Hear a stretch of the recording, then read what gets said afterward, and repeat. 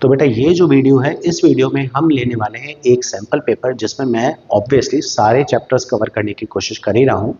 पूरा sample paper हम लोगों ने बनाया है, कुछ क्वेश्चंस मैंने नेट से लिए हैं, कुछ क्वेश्चंस हमारे खुद के हैं, मिक्स करके एक सैम्पल पेपर बनाया है। कुछ अच्छे लेवल के क्वेश्चंस और कुछ रेगुलर क्वेश्चंस जो आते ही आते हैं, वो मैंने सब तरह के क्वेश्चन इसमें डालने की कोशिश की है। पूरा पेपर का पैटर्न सीबीएसई बेस्ड होगा, पहले 21 मार्क्स के, फिर 5 क्वेश्चंस 2 मार्क्स के एंड सो ऑन। तो पूरा उसी बेसिस पर है, पूरा वीडियो देखो एंड तक। लास्ट में केस स्टडीज और 5 मार्क्स के कुछ अच्छे क्वेश्चंस भी हैं। साथ ही साथ एक और इम्पॉर्टेंट चीज़ ध्यान रखो कि अगर अभी तक तुमने इस चैनल को सब्सक्राइब नहीं किया है तो please do subscribe the channel. हमारा एक व्हाट्सएप चैनल भी है, वहाँ पर भी तुम ज्वाइन कर सकते हो, जहाँ तुम्हें काफ़ी सारे एमसीक्यूज प्रैक्टिस के लिए मिल जाएंगे। तो हम स्टार्ट करते हैं अपना पहला क्वेश्चन, जिसमें दे रखा है कि एक पर्सन के पास 2 कलर के सॉक्स हैं, जिसमें से 5 तो हैं उसके पास ब्राउन पेयर ऑफ सॉक्स और 4 हैं ब्लैक पेयर ऑफ सॉक्स। अब बोला गया है कि वो इसमें से 2 सॉक्स निकालता है और दोनों सेम कलर के हों, इसकी प्रोबेबिलिटी निकालनी है। अब दोनों सेम कलर के होने का मतलब है या तो बोथ ब्राउन होंगे या फिर बोथ ब्लैक होंगे, और क्योंकि बीच में और है ईदर दिस और दिस, तो फिर हमारे पास बीच में प्लस लगेगा, 2 केसेस बनेंगे। अब दोनों ब्राउन होने की प्रोबेबिलिटी क्या है? देखो, पहला सॉक्स ब्राउन होगा, इसकी प्रोबेबिलिटी है 5/9, क्योंकि टोटल 9 है। दूसरा भी ब्राउन होगा तो इसकी प्रोबेबिलिटी होगी 4/8, क्योंकि अब हमारे पास टोटल 8 पेयर रह गए हैं, एक तो निकल गया ना, और ब्राउन उसमें से 4 रह गए हैं।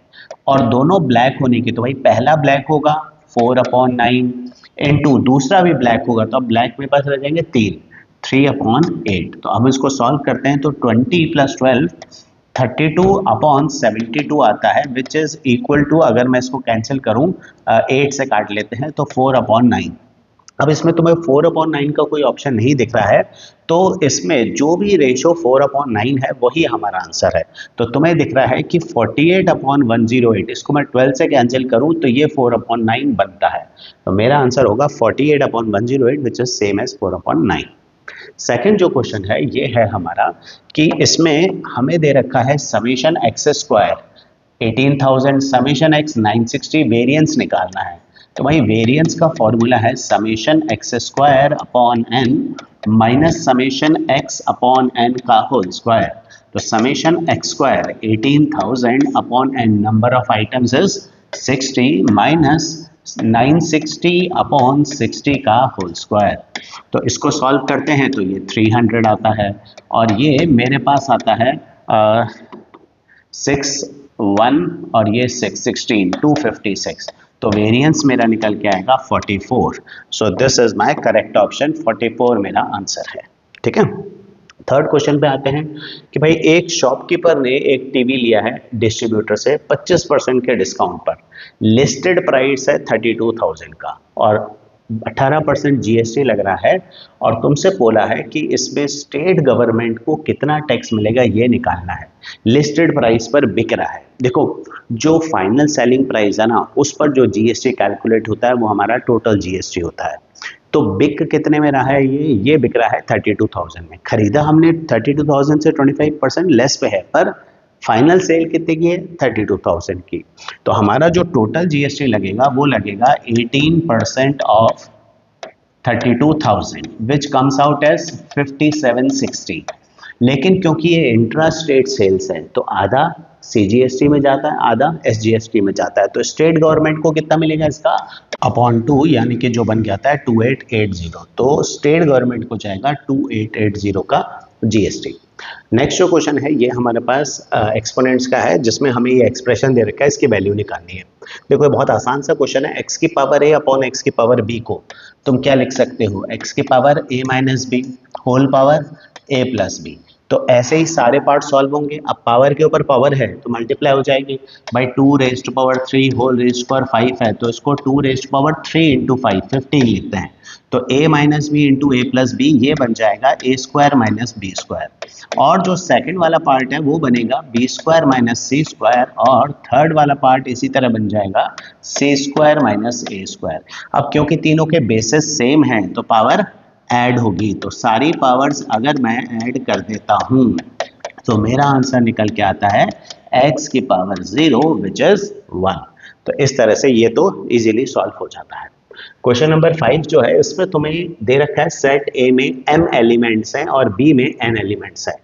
Number of non empty relation, देखो रिलेशन क्या होता है, a relation is a subset of a cross b।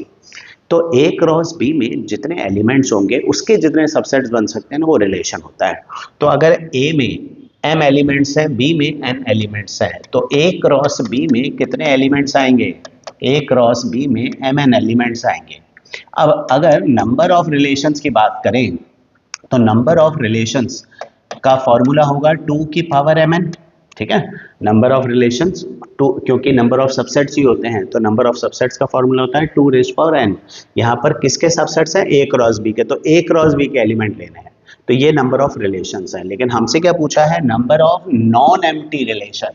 ये जो भी रिलेशंस बनेंगे इसमें एक एम्प्टी रिलेशन भी है, तो वो एम्प्टी रिलेशन तुम्हें माइनस करना है। तो तुम्हारा सही आंसर बनता है 2 rays power mn minus 1, number of non empty relations. और फिर उसके बाद ये काफ़ी इजी सा क्वेश्चन है, एक्सपोनेंट का ही है। 2 की पावर 5x दे रखा है, 1/32 को तुम लिख सकते हो 2 की पावर -5। भाई 1/2 की पावर 5 है, ऊपर आकर 2 की पावर -5 होगा। कंपेयर करेंगे तो 5x इक्वल टू -5, तो x निकल के आता है -1। D is the correct option. Next है कि ये अच्छा क्वेश्चन है, तुम्हें दे रखा है card is drawn from a pack of 52 cards, ठीक है। इसके किंग, हार्ट या रेड होने की प्रोबेबिलिटी निकालनी है। तो किंग होना मैं ए मान लूंगा, हार्ट होना बी और रेड कार्ड होना सी। अब तुम्हें और बोला है तो मतलब प्रोबेबिलिटी किसकी निकालनी है, A union B union C की, जिसका फॉर्मूला है probability of A plus probability of B plus probability of C minus probability of A intersection B minus B intersection C minus A intersection C plus A intersection B intersection C. ये हमारा A union B union C का formula है। अब ए मतलब king, king के कितने card हैं 4 plus B, B मतलब हार्ट, हार्ट के कितने कार्ड्स हैं 13, सी रेड, रेड के कितने कार्ड हैं 26। ए इंटरसेक्शन बी का मतलब है वो कार्ड जो किंग भी हैं और हार्ट भी हैं। तो ऐसे कितने किंग्स होते हैं जो हार्ट पे भी आते हैं, एक, तो ये 1 आ जाएगा। बी इंटरसेक्शन सी मतलब हार्ट और रेड कार्ड में क्या कॉमन है, भाई सारे हार्ट रेड होते हैं तो 13 कार्ड्स कॉमन है। और ए इंटरसेक्शन सी मतलब किंग और रेड कार्ड में कितने कॉमन है, तो कितने किंग्स ऐसे होते हैं जो रेड कलर के होते हैं, 2 अपॉन क्या आया 52 है ना, और plus A intersection B intersection C. A intersection B intersection C का मतलब हो गया, सॉरी ये इंटरसेक्शन है, मैंने गलती से यूनियन लिख दिया था। A intersection B intersection C का मतलब जो किंग भी है, हार्ट भी है, रेड भी है। किंग हार्ट रेड तीनों में कितने कार्ड्स कॉमन है, एक ही, तो दैट इज 1। तो अब 1 से 1 कट गया, 13 से 13 कट गया, तो ये मेरा निकल के आता है आंसर 28/52। 4 से काटते हैं 7/13 इज द आंसर। तो ए सही आंसर बन के आता है, ठीक है। नेक्स्ट है हमारे पास again position of 0.57 with respect to x² plus y² equal to 100। अब देखो x² plus y² equal to 100, ये एक सर्कल की इक्वेशन है।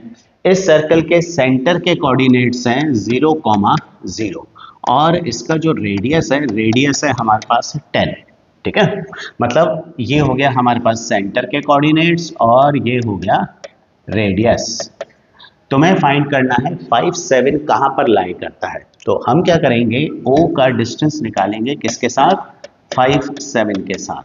तो ये जो डिस्टेंस OA है ये निकल के आ रहा है हमारे पास √5 - 0 का स्क्वायर प्लस 7 - 0 का स्क्वायर, जो कि आ रहा है √74। अब तुम देख रहे हो ये जो √74 की वैल्यू है ये 10 से तो कम ही होती है ना, क्योंकि 10 इज √100 है ना, 10 इज √100, हमारे पास √74 आ रहा है विच इज लेस देन 10। मतलब ये जो पॉइंट है वो सर्कल के अंदर लाई करता है। अगर O और A के बीच का डिस्टेंस तुम्हारा 10 से ज़्यादा आता है तो मतलब ये सर्कल के बाहर है, और कम आता है तो मतलब वो सर्कल के अंदर है। तो सिंस ये कम आ रहा है that means it is inside the circle. और जो क्वेश्चन है ना उसमें दे रखा है a woman introduces a man ना to son of the brother of her mother, how is that man related to women. Now woman introduces a man, ठीक है, तो यहाँ पर वुमेन किसे इंट्रोड्यूस करें, एक मैन को। ये मैन कौन है, ये सन है, किसका सन है, ब्रदर ऑफ हर मदर। तो भाई ये तो है वुमेन जिसकी हम बात कर रहे हैं, है ना। ये एक मैन को इंट्रोड्यूस कर रही है जो कि क्या है, सन है, इसकी मदर के ब्रदर का सन है।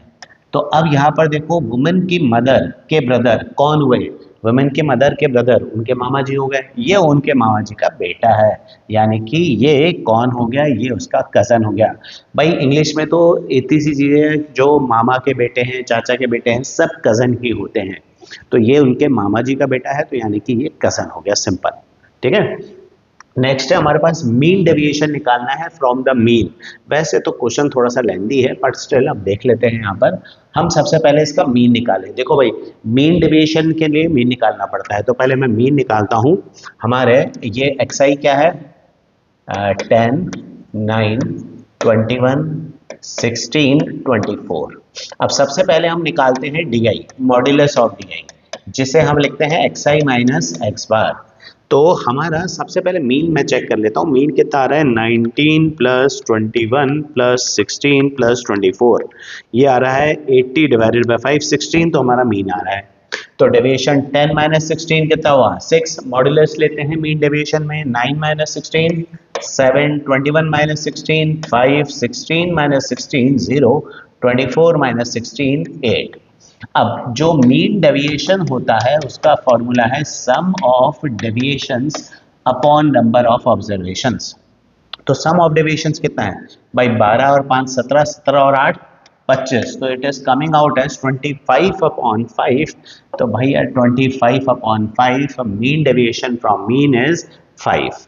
तो मीन डेविएशन कैसे निकालते हैं, सम of deviations upon number of observations, summation D I upon N. पर ध्यान रखना, जब मीन डेविएशन निकालते हैं तो डेविएशंस का मॉड्यूलस यानी कि सिर्फ मैग्नीट्यूड लेते हैं।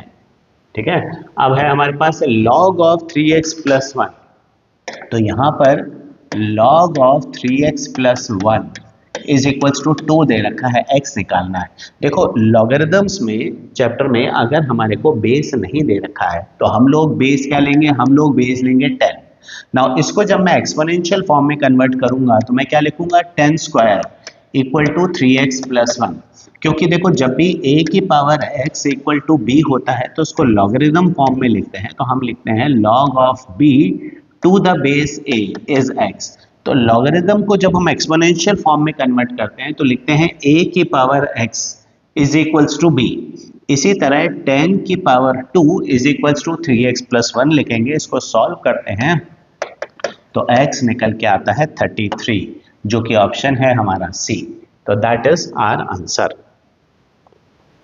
तो इस क्वेश्चन में दे रखा है कि भाई कितने रेट परसेंट पर एनम पर 12,000 रुपए जो है वो 30 into 30 बन जाएंगे 2 ईयर्स में। वैसे इस क्वेश्चन में बताना चाहिए था कि सिंपल इंटरेस्ट की बात हो रही है, कंपाउंड इंटरेस्ट की, लेकिन चांसेस है कि कंपाउंड इंटरेस्ट ही होगा। 2 साल में इतना पैसा हो रहा है तो मतलब कंपाउंड हो ही रहा होगा मोस्ट प्रोबेबली। अगर कंपाउंड इंटरेस्ट से नहीं निकलेगा तब हम लोग सिंपल इंटरेस्ट ट्राई करके देख लेंगे, ऑप्शन के हिसाब से नहीं आया तो 13230 इज इक्वल्स टू 12,000 1 प्लस आई, आई यहाँ पर r अपॉन 100 है, 1 प्लस आई की पावर 2। तो अगर मैं इसको सॉल्व करूं, अच्छा ये कैंसिल हो रहा है 3 से, तो ये आ रहा है 441 और ये आ रहा है 400 आफ्टर कैंसिलिंग इट बाय 3। तो 1 प्लस आई कितना निकल के आया, 1 प्लस आई ये निकल के आया हमारा 21 अपॉन 20। आई को अगर मैं r अपॉन 100 लिखूं तो फिर सॉल्व करने पर r मेरा 5% निकल कर आ रहा है, यानी कि 5% is the correct answer for this question. तो ये एक सिंपल इंटरेस्ट कंपाउंड इंटरेस्ट का क्वेश्चन था, चांसेस है इसमें से 1 नंबर का क्वेश्चन ही बनेगा। नाउ ये जीएसटी का एक और क्वेश्चन हो गया हमारे पास 1 मार्क का, एक पहले आया था बिल्कुल उसी तरह का ही क्वेश्चन है। तो ये तुम अपने आप करोगे क्योंकि बिल्कुल ऑलमोस्ट सिमिलर क्वेश्चन ही है, जिसमें तुम्हें दे रखा है कि भाई एक आदमी 1500 रुपए का फैन ले रहा है और 10% प्रॉफिट पर बेच रहा है। तो टोटल सेलिंग प्राइस है तुम्हारा 10% प्रॉफिट मिला के 1650।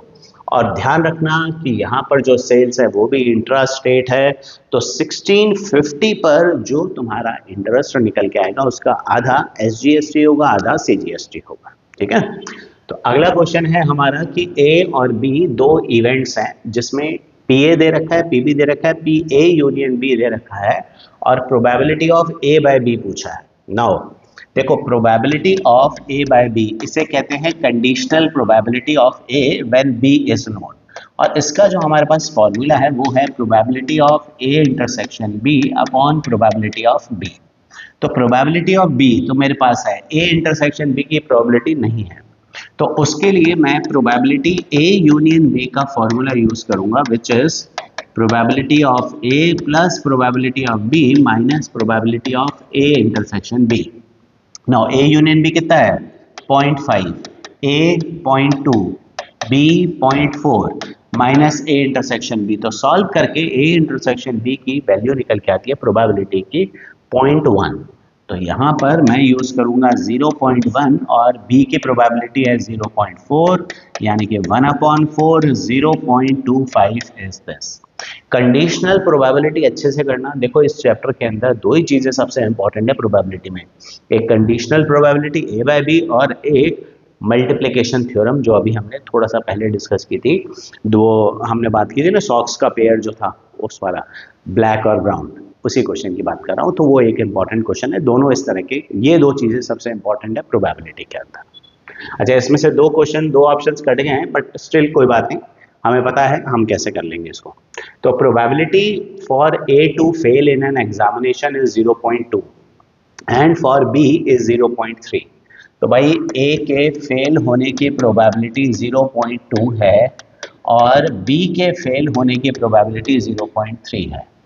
प्रोबेबिलिटी निकालनी है दैट ईदर ए और बी फेल्स, मतलब ए और बी निकालना है जिसको हम ए यूनियन बी लिखते हैं। नाउ ए यूनियन बी का फॉर्मूला है P A plus P B minus P A intersection B. Now assuming कि भाई ए और बी का फेल होना इंडिपेंडेंट है ना, मतलब ए का फेल होना बी पर और बी का फेल होना ए पर डिपेंड नहीं करता। मान लेते हैं दोनों पास पास नहीं बैठे हैं तो ये इंडिपेंडेंट इवेंट हो जाएंगे। तो ए इंटरसेक्शन बी की प्रोबेबिलिटी कैसे निकालते हैं भाई, ए इंटरसेक्शन बी की प्रोबेबिलिटी मल्टीप्लिकेशन थ्योरम से हम निकालते हैं P A into P B. तो उस हिसाब से ए की प्रोबेबिलिटी क्या है 0.2, बी के फेल होने की 0.3 और ये हो गया 0.2 इंटू 0.3 0.06। तो ये हो गया मेरे पास 0.5 माइनस 0.6 0.44। मेरा आंसर निकल के आएगा बी ही सही ऑप्शन है। बाकी दो ऑप्शन जो भी रहे होंगे बी हमारा सही ऑप्शन है। ठीक है, तो ये एक ऐसा क्वेश्चन हो गया भाई जिसमें हमारे मल्टीप्लिकेशन थ्योरम भी लग गई। अगला है इफेक्टिव रेट का। तो भाई इफेक्टिव रेट का जो फॉर्मूला है ना, ये तुम्हें याद रखना पड़ेगा, ये इंपॉर्टेंट भी है क्वेश्चन। इफेक्टिव रेट पे 1 मार्क का क्वेश्चन आने के बहुत चांसेस होते हैं। तो इफेक्टिव रेट का फॉर्मूला है हमारे पास 1 प्लस आई की पावर आई अपॉन एम की पावर एन माइनस 1 इंटू 100। यहाँ पर आई का मतलब रेट ऑफ इंटरेस्ट है, जो एनुअल रेट ऑफ इंटरेस्ट है वो आई है। एम का मतलब है नंबर ऑफ कन्वर्जन्स। जैसे इस क्वेश्चन के अंदर रेट ऑफ इंटरेस्ट कितना है भाई 10%, तो मैं आई की जगह लिखूंगा 10/100, 1 प्लस 10/100 लिखूंगा। लेकिन कंपाउंडिंग कितनी हो रही है क्वार्टरली, क्वार्टरली का मतलब ये कितनी बार साल में कन्वर्ट होगा 4 बार। तो एम का मतलब है 4, तो मैं यहाँ पर लिखूंगा 400। क्वार्टरली है तो अपॉन में 4 लिखना है, मतलब 4 कन्वर्जन होंगे। सेमी एनुअली हाफ ईयरली है तो 2 लगेगा। पावर एन, अब यहाँ पर बात होगी एक साल में ही निकाला जाएगा इफेक्टिव रेट, तो एन मतलब 4 होगा, मतलब कितने कन्वर्जन हो रहे हैं क्वार्टरली वो उसी के बराबर है। माइनस 1 जो भी आंसर आएगा इंटू 100। तो अब जरा इसको सॉल्व करते हैं। ये आता है मेरे पास क्वार्टरली है ना, 1 पॉइंट इसमें वैल्यू देनी चाहिए थी वैसे इनको 1.025 की पावर 4, इसकी वैल्यू एग्जाम में वैसे मिलेगी तुम्हारे को। अब मैं इस समय तो क्विकली कैलकुलेटर से कर लेता हूँ। ये मेरे पास आ गया 10/400, ये तो हमें पता ही है 0.025 होता है, और मुझे इसकी पावर रेस करानी है 4, तो इंटू 2 3 4 ये निकल के आ रहा है 1.1038 अप्रोक्सीमेटली माइनस 1 इंटू 100। तो ये हो गया 0.1038 इंटू 100 यानी कि 10.38% बन के आएगा। तो this C is the correct option.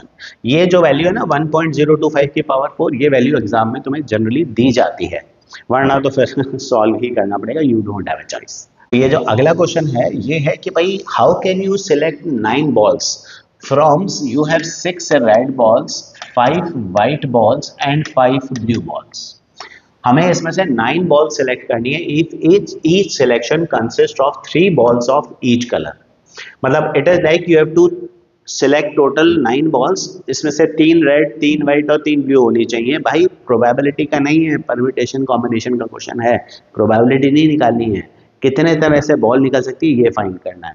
और क्योंकि बॉल को विड्रॉ करना ये कॉम्बिनेशंस का क्वेश्चन होता है, क्योंकि इसमें अरेंजमेंट ऑर्डर इंपॉर्टेंट नहीं होता, तो सिर्फ कॉम्बिनेशन का क्वेश्चन है। हमें चाहिए 6 में से 3 रेड बॉल, 5 में से 3 व्हाइट बॉल और 5 में से 3 ब्लू बॉल्स। तो 6 में से 3 रेड बॉल का सिलेक्शन 6C3 होगा, 5 में से 3 रेड बॉल का सिलेक्शन व्हाइट बॉल 5C3 होगा और ये होगा 5C3। अच्छा 6C3 तुम सॉल्व करोगे तो 20 आ रहा है, 5C3 सॉल्व करते हो तो 10 आ रहा है, ऑब्वियसली ये भी 10 है, तो 20 इंटू 10 इंटू 10 2000 है, तो D is the correct option. 2000 ways you can select 9 balls out of this box. ठीक है, क्वेश्चन में दे रखा था कि जो बॉल्स हैं वो इनडिस्टिंक्ट बॉल्स जो हैं वो डिस्टिंग्विशेबल है, मतलब सारी अलग अलग तरह की बॉल है, तो इसलिए ये लग रहा है हमारे पास। अगला क्वेश्चन है हमारे पास फ्रॉम चैप्टर रिलेशंस, जिसमें सेट ए, सेट बी और सेट सी दे रखा है और A cross B difference C निकालना है। ठीक है, don't call it B minus C, it is B difference C. B difference C क्या होता है? बी डिफरेंस सी होता है हमारे पास वो एलिमेंट्स जो बी में है पर सी में नहीं है, मतलब सिर्फ बी में है। तो बी डिफरेंस सी निकालोगे तो बी सी डी में से कॉमन एलिमेंट कौन से है? डी, वो छोड़ दो, तो बी डिफरेंस सी में आएगा बी सी। और ए में सेट में क्या है? ए सेट में है ए, तो जब तुम A cross B difference C बनाओगे तो तुम्हारे पास पेयर बनेंगे ए बी और A C. So your option is C, A B and A C, this is the option. तो बी डिफरेंस सी ध्यान रखना, वो एलिमेंट्स जो सिर्फ बी में है पर सी में नहीं है। अगला है assertion, mean deviation about median is 3। भाई ये डेटा दे रखा है, mean deviation from median is 3। ठीक है, चलो चेक करेंगे।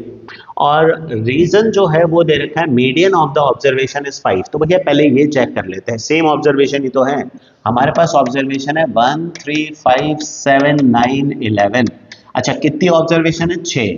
तो मीडियन आएगा हमारा 6 + 1/2 ऑब्जर्वेशन, यानी कि 3.5 ऑब्जर्वेशन। अभी 3.5 ऑब्जर्वेशन का मतलब होता है average of 3rd and 4th observation. तो भाई 5 और 7 का मीन तो 6 निकल के आएगा, तो रीजन फॉल्स है। तो अब असर्शन चेक करने की हमें जरूरत नहीं है, टाइम वेस्ट मत करो, क्योंकि दोनों फॉल्स के हमारे पास ऑप्शन नहीं होते हैं। हमारे पास असर्शन ट्रू और रीजन फॉल्स ये हमारा ऑप्शन है, क्योंकि मीडियन इसका 5 नहीं आ रहा है, मीडियन 6 आ रहा है। तो भैया मैं चेक ही नहीं करूंगा कि फर्स्ट वाला पार्ट सही भी है कि नहीं है ना। अगला है असर्शन 1 + 3 + 5 till n is 169, तो n 25 है। Sum of first odd natural numbers is n square. भैया ये तो ठीक है, वैसे तो तुम्हें ध्यान रखना चाहिए, पर मैं बता देता हूँ। देखो 1 + 3 + 5 till n नंबर्स है, तो यहाँ पर n टर्म्स है ना, n तक नहीं है, n टर्म्स है, तो इसका सम निकालोगे तुम AP से n/2 2 × a + n-1 × d। तो अब अगर मैं इसको सॉल्व करूं तो सॉल्व करने के बाद n स्क्वायर आ जाएगा। तो जो ऑड नंबर्स होते हैं ना उनका सम n स्क्वायर से निकलता है। देखो समझा देता हूं मैं, यहाँ पर 1 + 3 कितनी टर्म्स हैं? 2, तो 2 का स्क्वायर कितना होता है? 4, तो इनका सम जो है वो 4 है।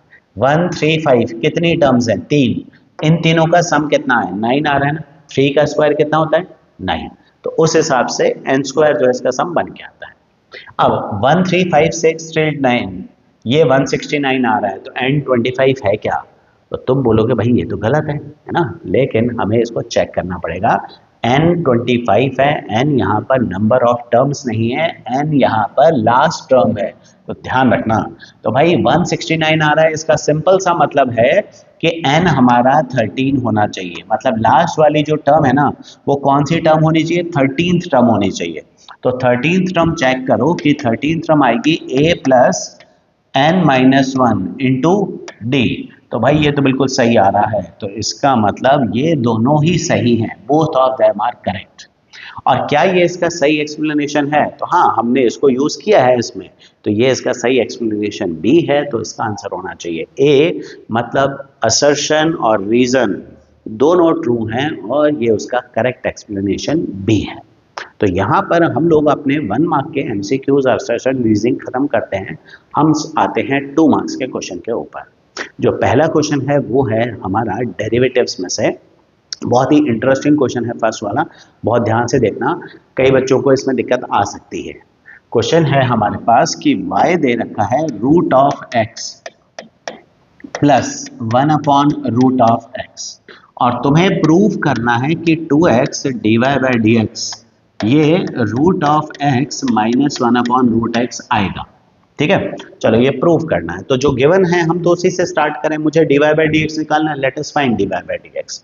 तो dy बाई डी एक्स निकालने से पहले मैं इसको स्टैंडर्ड फॉर्म में लेके आऊंगा, इसको लिखूंगा मैं x की पावर हाफ और इसको लिखूंगा x की power minus half, 1 upon root x means x की पावर माइनस हाफ हो गया। अब मैं डिफरेंशिएट करता हूँ, तो जैसे ही मैं दोनों साइड्स को डिफरेंशिएट करता हूँ, इसमें मैं स्टैंडर्ड रूल लगाऊंगा, x raise to power n का डेरिवेटिव होता है n इंटू एक्स की पावर n माइनस 1, उस हिसाब से ये आएगा हाफ x की पावर हाफ माइनस 1 यानी कि माइनस हाफ, ये आएगा माइनस हाफ x की पावर माइनस हाफ माइनस 1 यानी कि माइनस 3/2 है ना। एक बार मैं करके बता रहा हूँ, माइनस हाफ x की power minus half minus 1, n minus 1 होता है, तो इधर हाफ माइनस 1 माइनस हाफ आया, इधर माइनस हाफ माइनस 1 माइनस 3/2 आएगा। ढंग से करना इस चीज को, ये होगा 1 अपॉन 2 एक्स की power half minus 1 upon 2 x की पावर 3/2। ठीक है, नाउ x की पावर हाफ को हम क्या लिखेंगे, रूट x, और इसको लिखेंगे x की पावर 3/2 को लिखेंगे x रूट x। तो अगर तुम्हें लग रहा है ना कि भाई x की पावर 3/2 को x रूट x क्यों लिख रहे हो, तो x की पावर 3/2 का मतलब है x की पावर 1.5, मतलब एक x और एक हाफ x है ना, 1.5 मतलब एक x पूरा है एक आधा है, तो x रूट x बनता है, ये आधा मतलब आधी पावर। तो अब मुझे क्या चाहिए, मुझे चाहिए 2x dy by D x, मेरे पास ये क्या निकला है dy बाई डी एक्स है, तो मैं दोनों तरफ को 2x से मल्टीप्लाई कर देता हूं क्योंकि मुझे 2x से dy बाई डी एक्स चाहिए।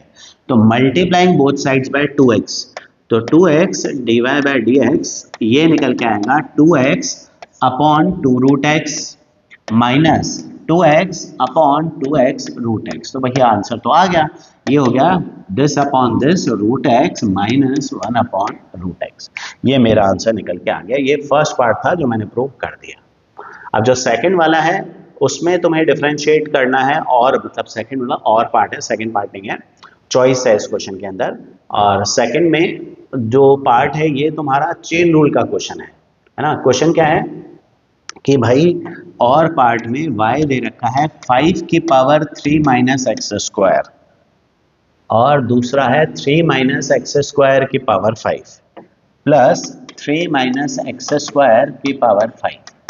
अब तुम्हें dy बाई डी एक्स निकालना है। अब यहाँ पर अगर तुम्हें डिफरेंशिएट करना है तो सबसे पहले देखो ये जो एक्सप्रेशन है ना, ये है a raise to power x की फॉर्म में।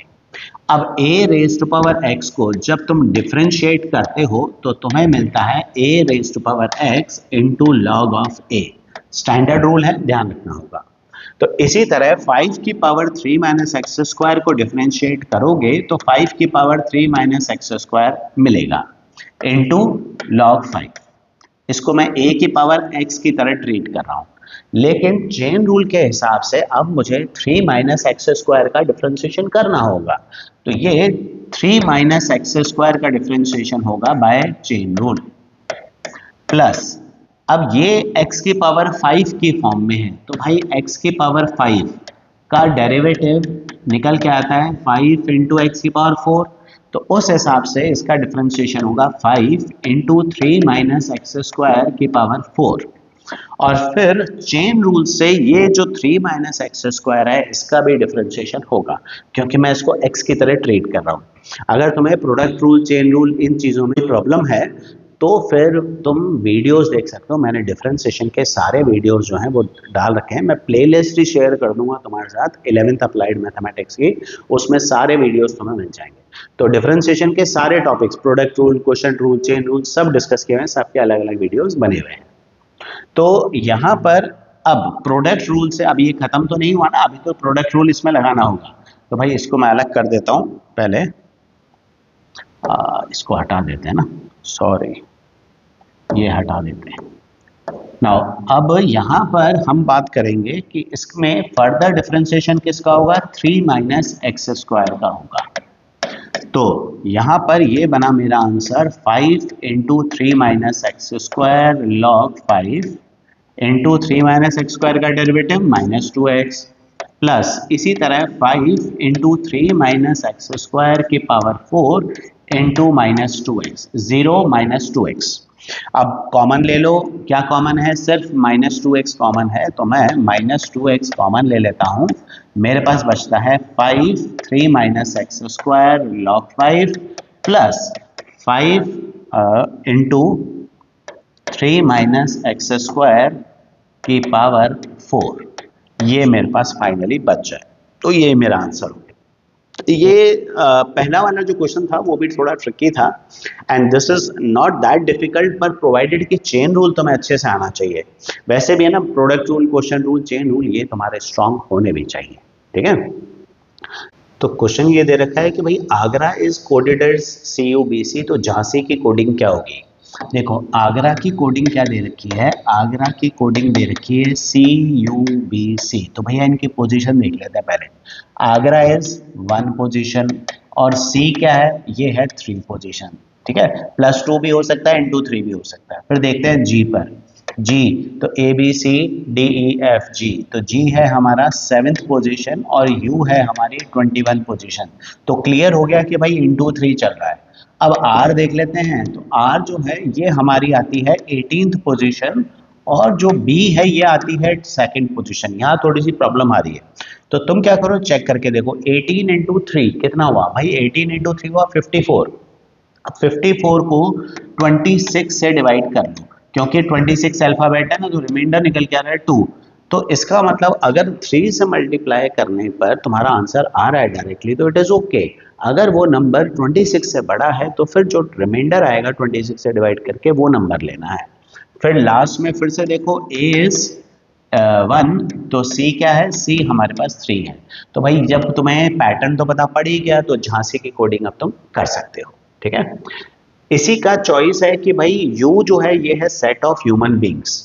तो तुम्हारे पास वेन डायग्राम जो है वो बना हुआ दे रखा है, ये इस तरह का सा वेन डायग्राम है एक, ये वेन डायग्राम दे रखा है इसमें, है ना, ये इस तरह का वेन डायग्राम है और इसके चारों तरफ ये इस तरह से है।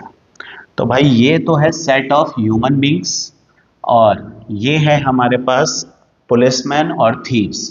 ये है सेट ऑफ पुलिसमैन, ये है सेट ऑफ थीव्स। अच्छा, इस वेन डायग्राम को देखकर हमें पता पड़ रहा है कि कुछ पुलिसमैन थीव्स हैं और कुछ थीव्स पुलिसमैन हैं।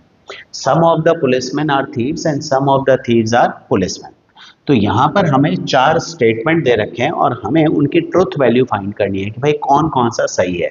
सबसे पहला है no policeman is a thief. क्या ये सही है? No policeman is a thief, कोई भी पुलिस वाला चोर नहीं है। तो ये फॉल्स है कि because there are some policeman which are thieves, तो ये फॉल्स हो गया। तो पहला हो गया फॉल्स। फिर बोला है thieves are not policeman, same चीज, थीव्स आर नॉट पुलिसमैन। तो यहाँ भी दिख रहा है कि कुछ थीव्स ऐसे हैं, कुछ थीव्स ऐसे हैं जो पुलिसमैन हैं, तो ये भी फॉल्स हो गया। तो भाई पहला भी फॉल्स है, दूसरा भी फॉल्स है। तीसरा है man who are not policeman are thieves, कि भाई जो पुलिसमैन नहीं है वो सब थीव्स है। तो अगर मैं पुलिसमैन को छोड़ दूं, man who are not policeman बोल रहा है वो, तो अगर मैं पुलिसमैन को छोड़ दूं तो कौन सा सेट आता है? पुलिसमैन को छोड़ दूं तो ये आ जाता है। तो क्या जो पुलिसमैन नहीं है वो सब थीव्स हैं? नहीं, ये भी फॉल्स है, क्योंकि थीव्स के बाहर भी कुछ ऐसे और मतलब लोग हैं, पर्सन हैं जो कि थीव्स नहीं हैं। सो जो पुलिसमैन नहीं है वो थीव्स होंगे, जरूरी नहीं है। उसके बाहर भी कुछ लोग हैं जो ना पुलिसमैन है, थीव्स हैं। ठीक है, हमारे जैसे कुछ लोग। और लास्ट है कि सम पुलिसमैन आर थीव्स, तो ये तो ट्रू है, हमने पहले ही डिस्कस कर लिया था। तो भाई चार में से पहला फॉल्स, दूसरा फॉल्स, तीसरा फॉल्स और चौथा ट्रू है। तीन फॉल्स हैं और चौथा ट्रू है। इस तरह का तुम्हारा लॉजिकल रीजनिंग बेस्ड क्वेश्चन जो है वो बन सकता है। ठीक है, चलो अब नेक्स्ट क्वेश्चन पे आते हैं। तो ये है भाई टाइम स्पीड डिस्टेंस का, जिसमें दे रखा है कि Peter can cover certain distance in 1 hour 24 minutes by covering 2/3 of distances 4 kilometre per hour and rest at 5 kilometre per hour. मतलब भाई ये टोटल डिस्टेंस है x, ठीक है, इसका 2/3 ऑफ दिस डिस्टेंस ये कवर कर रहा है 4 किलोमीटर पर आवर की स्पीड पर, और रेस्ट मतलब 1/3 ऑफ दिस डिस्टेंस ये कवर कर रहा है 5 किलोमीटर पर आवर की स्पीड पर, और ये पूरा डिस्टेंस कवर करने में उसे 1 घंटा और 24 मिनट लगते हैं। अब तुमसे पूछा है कि फाइंड द टोटल डिस्टेंस, ठीक है, टोटल डिस्टेंस निकालना है। अभी यहाँ पर देखो टोटल टाइम कितना है, 1 hour 24 मिनट। सो हम इक्वेशन बनाते हैं, टोटल टाइम, ठीक है, is equals to time of first part plus time of second part. First part का टाइम, फर्स्ट का टाइम प्लस सेकंड का time equal to total time. अब टोटल टाइम कितना है, 1 होल नंबर 24/60। आवर्स में रखोगे सब कुछ, हर चीज आवर में, स्पीड किलोमीटर पर आवर में है तो टाइम भी आवर्स में। अब फर्स्ट पार्ट का टाइम, ये फर्स्ट पार्ट का टाइम, टाइम कैसे निकलता है, डिस्टेंस अपॉन स्पीड। तो फर्स्ट पार्ट का डिस्टेंस कितना है, फर्स्ट पार्ट का डिस्टेंस है 2/3 of x upon speed 4 plus second part का distance 1/3 of x upon speed 5। तो इसको सॉल्व करते हैं भाई। पहले तो मैं इसको 6 से काट लेता हूँ, 6 से क्यों, 12 से ही काट लेते हैं। ये 2 और ये 5, तो ये सॉल्व करके आता है 7/5 equal to 2x upon 12 plus x upon 15। तो अब जरा इसका एलसीएम ले लो, 7/5 इज इक्वल्स टू, अब मेरा एलसीएम क्या है 12 और 15 का, 60। तो 60 divided by 12 5 into 2 10x, 60 divided 15 4x। तो ये मेरे पास सॉल्व करके आता है 7/5 इक्वल टू 14x अपॉन 60। तो x निकल के आता है 7/5 इंटू 60 अपॉन 14। तो ये 2 से कैंसिल हुआ है ना, और ये 10 कट गया, तो x निकल के आता है 6। मतलब जो टोटल डिस्टेंस है वो हमारा 6 किलोमीटर का टोटल डिस्टेंस है। ठीक है, अच्छा रफली 6 किलोमीटर के आसपास होना चाहिए। 4 और 5 की स्पीड पे चल रहे हो और तुम्हें करीब करीब 1.5 घंटा लग रहा है, तो तुम्हारा जो डिस्टेंस है वो करीब 5 से 8 किलोमीटर के बीच में होना चाहिए, क्योंकि 5 किलोमीटर और 4 किलोमीटर कवर करने में अगर तुम्हें 1.5 घंटा लग रहा है और 5 की स्पीड पे और 4 की स्पीड पे चलने में अगर 1.5 घंटा लग रहा है, तो रफली तुम्हारा टोटल डिस्टेंस 6-7 किलोमीटर के आसपास होना चाहिए था। 6 किलोमीटर एग्जैक्टली निकल के आ रहा है।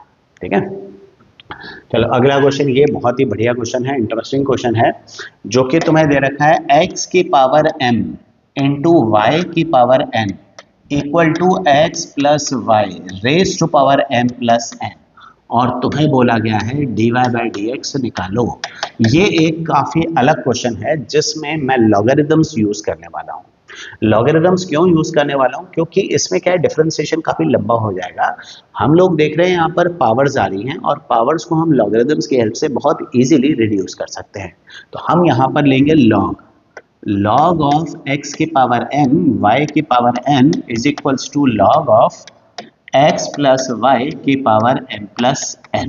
ठीक है, अब यहाँ पर इसको मैं लिख सकता हूँ लॉग ऑफ x की power m plus log of y की power n। Log A B को log a plus log b लिखते हैं, और इसको लिखेंगे m plus n into log x plus y। भाई log of a raise to power b को b log a लिख सकते हैं, लॉग की प्रॉपर्टीज हैं जो हमें ध्यान रखनी है। तो m log x plus n log y, और अगर लॉगरिदम्स नहीं आता तो भाई उसका भी वीडियो अवेलेबल है, वो देख सकते हो, you can check out that. अब ये फॉर्म आ गई हमारे पास थोड़ी सी सिंपल, अब मैं इसको डिफरेंशिएट कर सकता हूँ। अभी तक तो मैं सिर्फ सिंप्लीफाई कर रहा था, मुझे dy बाई dx लेके आना है, y अपॉन x प्रूव करना है। तो अब मैं डिफरेंशिएट करता हूँ दोनों साइड्स को। अच्छा, यहां पर इम्प्लिसिट फंक्शन का डिफरेंशिएशन है, ध्यान रखना है।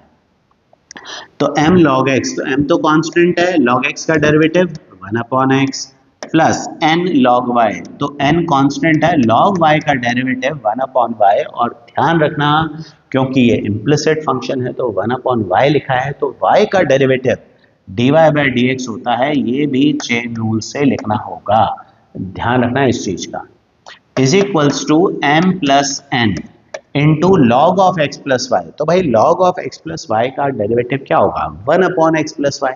लॉग एक्स का डेरिवेटिव होता है 1 अपॉन एक्स, तो log of x plus y का 1 अपॉन एक्स प्लस वाई, और फिर चेन रूल से एक्स प्लस वाई का डिफरेंशिएशन होगा जो कि आएगा 1 plus d Y by D x. तो भाई आगे चेन रूल भी लगा रहा हूं मैं, एक्स प्लस वाई का derivative 1 plus d Y by D x आएगा। तो ये मेरे पास हो गया m upon x plus n upon y d Y by D x is equals to, ये बन गया m plus N upon x plus y. अब m plus N upon x plus Y को मल्टीप्लाई करते हैं, तो m plus N upon x plus Y को 1 से मल्टीप्लाई किया तो क्या आया, m plus N upon x plus Y, फिर m plus N upon x plus Y को D Y by D X से मल्टीप्लाई किया तो ये आया m plus N upon x plus Y dy by dx. Now since we are supposed to find dy by dx, तो मैं dy by dx वाली सारी टर्म्स एक तरफ लेके आऊंगा, तो bringing all terms of dy by dx to one side, n upon y dy by dx minus m plus n upon x plus y dy by dx is equals to m plus n upon x plus y minus m upon x। तो भाई dy by dx वाली सारी terms एक तरफ और बाकी terms दूसरी तरफ ले गए, dy by dx कॉमन ले लेते हैं और बाकी बचे हुए पार्ट का एलसीएम भी ले लेते हैं। तो y और x प्लस वाई का एलसीएम होगा y into x plus y, और एलसीएम लेंगे तो x plus y into n, तो ये आएगा n x plus n y plus y into m plus n minus m y minus n y, ठीक है, इज इक्वल्स टू, यहाँ पर मेरा एलसीएम आएगा x into x plus y, तो x into m plus n, तो ये आएगा m x plus n x minus x plus y into m x minus m y. तो अब इसको सॉल्व करते हैं भाई, x प्लस वाई तो कट गया, बाकी देखते हैं क्या बच रहा है, d y upon d x, यहाँ पर सॉल्व करके क्या बच रहा है, n x minus m y upon y is equals to, यहाँ पर एम वाई एम एक्स और एम एक्स कट गया, तो यहाँ पर भी देखो क्या बचा, n x minus m y upon x. चलो बढ़िया है, ये n x minus m y भी कट गया, y जाकर मल्टीप्लाई होगा, d Y by D x निकल के आया y अपॉन एक्स। तो इस तरह से ये फर्स्ट पार्ट हमारा प्रूव हो गया कि d Y by D x y upon x निकल के आया। अभी तो 24th क्वेश्चन ही है, ये 2 नंबर का है ये क्वेश्चन। इसका जो चॉइस वाला पार्ट है और पार्ट है जिसमें तुम्हें x माइनस 1 x माइनस 2 का डेरिवेटिव निकालना है, वो निकालना है फर्स्ट प्रिंसिपल से। तो फर्स्ट प्रिंसिपल अगर तुम्हारे कोर्स में आ रहा है तो ये चीज़ देख लेना, काफ़ी इंपॉर्टेंट होता है, x माइनस 1 x माइनस 2 इसका डेरिवेटिव निकालना है बाय यूजिंग फर्स्ट प्रिंसिपल। देखो फर्स्ट प्रिंसिपल में क्या होता है, फर्स्ट प्रिंसिपल को कहते हैं डेफिनेशन एक तरह से, क्योंकि बेसिक जो भी हम रूल्स बनाते हैं, जो स्टैंडर्ड डेरिवेटिव्स निकालते हैं, वो फर्स्ट प्रिंसिपल की हेल्प से निकालते हैं। अभी तो मैं उसका पूरा कॉन्सेप्ट तो नहीं समझाऊंगा, लेकिन मैं उसका डायरेक्ट रूल जो है वो तुम्हें बता दूंगा। तो तुम्हें क्या करना है, सबसे पहले फंक्शन लिखना है एफ एक्स। तो मेरा फंक्शन एफ एक्स क्या है, x square minus 3x plus 2 multiply कर दिया मैंने। अब तुम्हें निकालना है F of x plus H, ये ज़रूरत होती है हमें इसका फर्स्ट प्रिंसिपल में। अगर तुमने कर रखा है तो ये इंपॉर्टेंट है, नहीं कर रखा तो ध्यान रखें। F of x plus H कैसे निकालेंगे, जहाँ जहाँ एक्स है वहाँ पर एक्स प्लस एच पुट कर दो, एक्स की जगह एक्स प्लस एच, यहाँ भी एक्स की जगह एक्स प्लस एच, ये हमने दोनों निकाल दिए। अब फर्स्ट प्रिंसिपल के हिसाब से D Y by D X ये होता है हमारा limit h tends to 0 f of x plus H final value of x minus F X original value of x upon h, that is the change. तो f x plus H ये निकल के आया limit h tends to 0 X plus H का whole square minus 3x plus H plus 2, ये आ गया। Minus F x निकल के आया है x square minus 3x plus 2 upon H. अब इसको सॉल्व कर लो।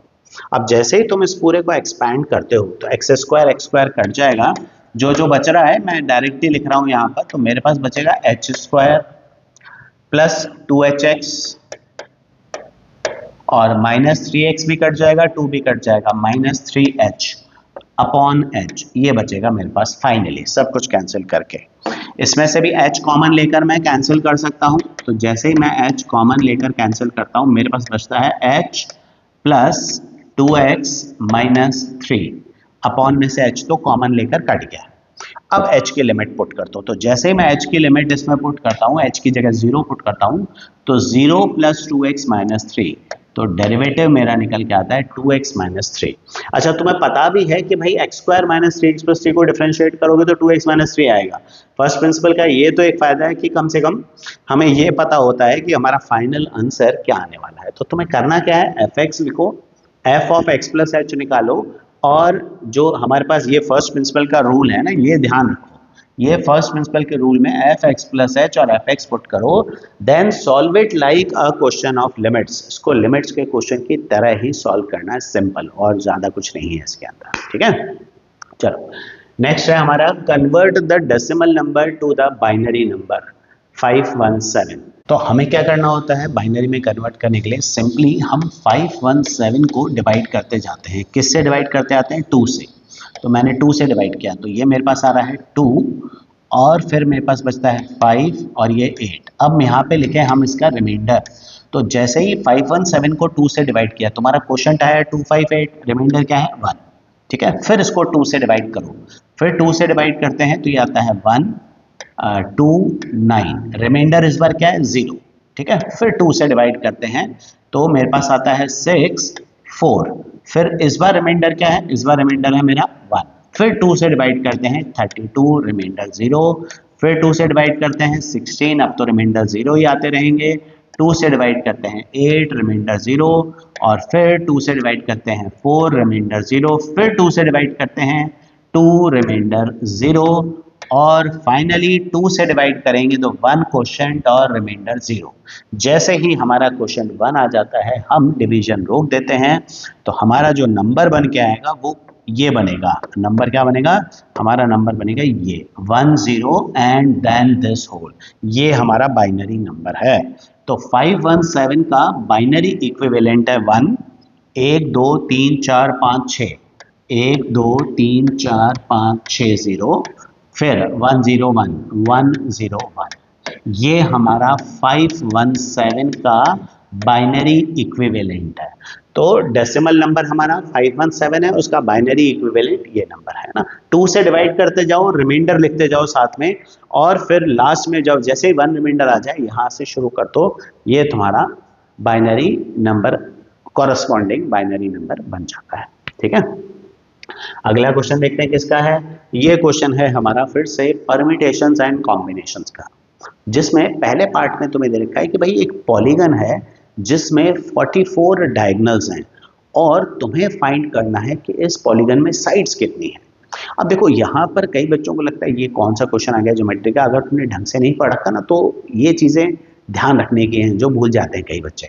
क्या, जैसे सबसे पहले बोला है कि पॉलीगन में कितने साइड्स होंगे, कितने डायगोनल्स होंगे, तो हम मान लेते हैं कि पॉलीगन में n साइड्स हैं, मतलब n वर्टाइसेस हैं। अब हमारे को पता है कि अगर मेरे पास n अलग अलग वर्टाइसेस हैं तो इनको ज्वाइन करके कितनी लाइंस बन सकती हैं, how many lines can be draw. तो नंबर ऑफ लाइंस जो बन सकती है ना वो बन सकती हैं NC2। भाई दो दो के सेट में हम लाइंस का सिलेक्शन करेंगे, दो दो के सेट में पॉइंट्स का सिलेक्शन करेंगे तो लाइन बनेगी। एक लाइन बनाने के लिए 2 पॉइंट्स चाहिए, तो पॉइंट्स का सिलेक्शन करना है दो दो के सेट में, तो NC2। तो ये है नंबर ऑफ लाइंस, लेकिन हमसे पूछा है नंबर ऑफ डायगोनल्स। अच्छा, मेरे पास n पॉइंट्स हैं, इनको ज्वाइन करके NC2 लाइंस बनती हैं। ये NC2 में सब कुछ आ जाता है यहाँ पर, है ना। अब उस NC2 में हमारे पास n तो साइड्स हैं, n साइड्स हैं, तो बचे हुए क्या हैं, डायगोनल्स हैं। तो हम लोग नंबर ऑफ डायगोनल्स का एक फॉर्मूला बना लेते हैं पॉलीगन के अंदर, which is NC2 minus n। मतलब NC2 मतलब n पॉइंट से बनने वाली टोटल लाइन, और उसमें से n यानी कि नंबर ऑफ साइड्स हमने हटा दी। भाई टोटल लाइंस में से साइड्स हटा दोगे सारी, जैसे देखो टोटल लाइंस ये बन रही हैं, अब इसमें से ये साइड्स हटा दो सारी, तो बचे हुए क्या बचा हमारे, बाकी साइड्स कौन सी हैं, बाकी हमारे पास बचते हैं सिर्फ डायगोनल्स, है ना, ये भी डायगोनल था।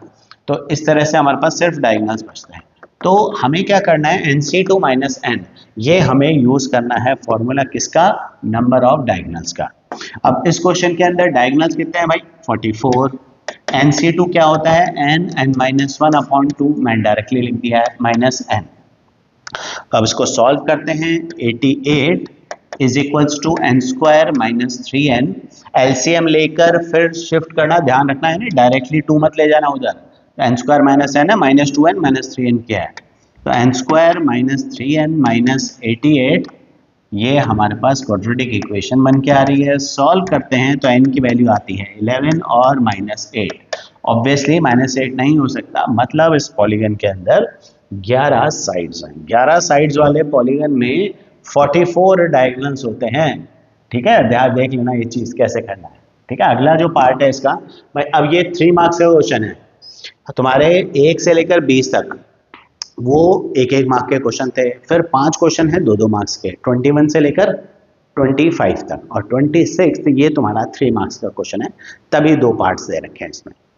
दूसरा है, how many words can be formed using letters of word solidarity if vowels occupy even places. तो भाई वर्ड मेरे पास क्या है, वर्ड है मेरे पास सॉलिडारिटी, और मैं यहाँ पर देखूँ टोटल कितने हैं मेरे पास लेटर्स, 1 2 3 4 4 4 2 10 लेटर्स हैं टोटल, है ना। तो ये मैं पहले इसकी 10 स्पेसेस बना लेता हूँ, 1 2 3 4 5 6 7 8 9 10। वॉवल कितने हैं मेरे पास, 1 2 3 4 4 ही वॉवल्स हैं मेरे पास। अब तो मैं बोला वॉवल्स ऑक्यूपाई इवन प्लेसेस, तो इवन प्लेसेस कितनी हैं, 1 2 3 4 5, तो मतलब इन 5 प्लेसेस पर 4 वॉवल्स हमें अरेंज करने हैं। सिंस अरेंज करने हैं तो मैं परमिटेशंस लगाऊंगा। जब हमें सिर्फ सिलेक्शन करना होता है तो हम कॉम्बिनेशन लगाते हैं, सिलेक्शन के साथ साथ जब अरेंजमेंट भी करना होता है तो परमिटेशंस लगाते हैं। तो मुझे यहाँ पर वॉवल्स अरेंज करने हैं, क्योंकि वर्ड्स बनाने के लिए अरेंजमेंट करना पड़ेगा। तो 5 प्लेसेस पर 4 वॉवल्स कितने तरह से अरेंज होंगे, 5p4, लेकिन अपॉन में 2 फैक्टोरियल भी लगेगा, क्योंकि इसमें 2 आई आइडेंटिकल है, क्योंकि जब भी हमारे पास लेटर्स आइडेंटिकल हैं तो अपॉन उतने फैक्टोरियल से हम हमेशा डिवाइड करते हैं। तो 5p4, 5 में से 5 प्लेसेस पर 4 वॉवल्स का अरेंजमेंट, अपॉन 2 फैक्टोरियल इसलिए क्योंकि इसमें से 2 आई आइडेंटिकल है, 3 आइडेंटिकल होते तो अपॉन 3 फैक्टोरियल करते हैं, इनटू। अब देखें कॉन्सोनेंट के लिए स्पेसेस कितनी है, 1 2 3 4 5, है ना, 5 ये, और एक स्पेस जो वॉवल छोड़ेंगे, वॉवल भी तो एक जगह छोड़ेंगे ना, 5 में से 4 जगह पर वॉवल आएंगे तो एक कोई जगह तो छोड़ेंगे वो, इनमें से भाई 4 ही तो वॉवल है, 4 जगह फिक्स हो जाएंगे, एक जगह खाली हो जाएगी। तो हमारे पास कॉन्सोनेंट्स के लिए 6 प्लेसेस हैं, और कॉन्सोनेंट कितने हैं, ऑब्वियसली 6 ही है। तो 6 प्लेसेस पर 6 कॉन्सोनेंट अरेंज होंगे कितने तरह से, 6p6। तो तुम्हारा आंसर आएगा 5p4। जब तुम निकालोगे तो 5/4 आ रहा है, और 5 फैक्टोरियल अपॉन 1 फैक्टोरियल आ रहा है, तो 5 फैक्टोरियल अपॉन 1 फैक्टोरियल मतलब 5 into 4 into 3 into 2, so it will be simply like 5 factorial into 6 factorial upon 2, isn't it? भाई 5p4 को लोगे तो वैसे 5 फैक्टोरियल नहीं होता 5p4, पर 5 फैक्टोरियल के बराबर तो होता ही है। तो ये आएगा मेरा 120 into 720 अपॉन 2, तो ये मेरा हो गया 360। 360 में 120 इंटू 3 लिख सकता हूँ, 14,400 इंटू 3, तो ये मेरा निकल के आता है 2 3 4 12 है ना, 13 और 3 3 9 103200। इतने मेरे वर्ड्स बनने वाले हैं जब वॉवल्स सिर्फ कहाँ पर होंगे, vowels will occupy the even places, है ना। परमिटेशन कॉम्बिनेशन ढंग से करना, इसमें काफ़ी कुछ ट्रिकी बनने के चांसेस होते हैं हमारे पास, ठीक है। तो अगला है question, second day of April month is Friday, find the last day of next month. अब ये कैलेंडर्स का क्वेश्चन है, कैलेंडर्स का भी मैंने एक वीडियो बना के रखा हुआ है, उसको भी देख सकते हो। Second day of April month is Friday, ठीक है। तो अप्रैल का सेकेंड डे फ्राइडे है, मतलब सेकेंड अप्रैल इज फ्राइडे। अब पूछ रहा है last day of next month. अब नेक्स्ट मंथ का लास्ट डे, अब नेक्स्ट मंथ कौन सा आएगा, अप्रैल के बाद मई आएगा, उसका लास्ट डे। तो भाई अब तुम देखो, जनवरी, फरवरी, मार्च, अप्रैल, अप्रैल में है 30 डेज और मई में है 31 डेज। तो 31 मई कौन सा होगा ये तुम्हें निकालना है। तो you have to find out 31 May. अब यहां पर कितने दिन हुए, यहां पर 2 अप्रैल से लेकर 30 अप्रैल तक 28 दिन। तो इसके ऑड डेज कितने हैं, 0। 28 डेज के ऑड डेज 0। तो 31 मई में कितने दिन है, 31। इसके ऑड डेज कितने होंगे, इसके ऑड डेज होंगे 3। 7 से डिवाइड करके जो रिमाइंडर होता है वो होता है हमारा नंबर ऑफ ऑड डेज। तो टोटल ऑड डेज हैं हमारे 3।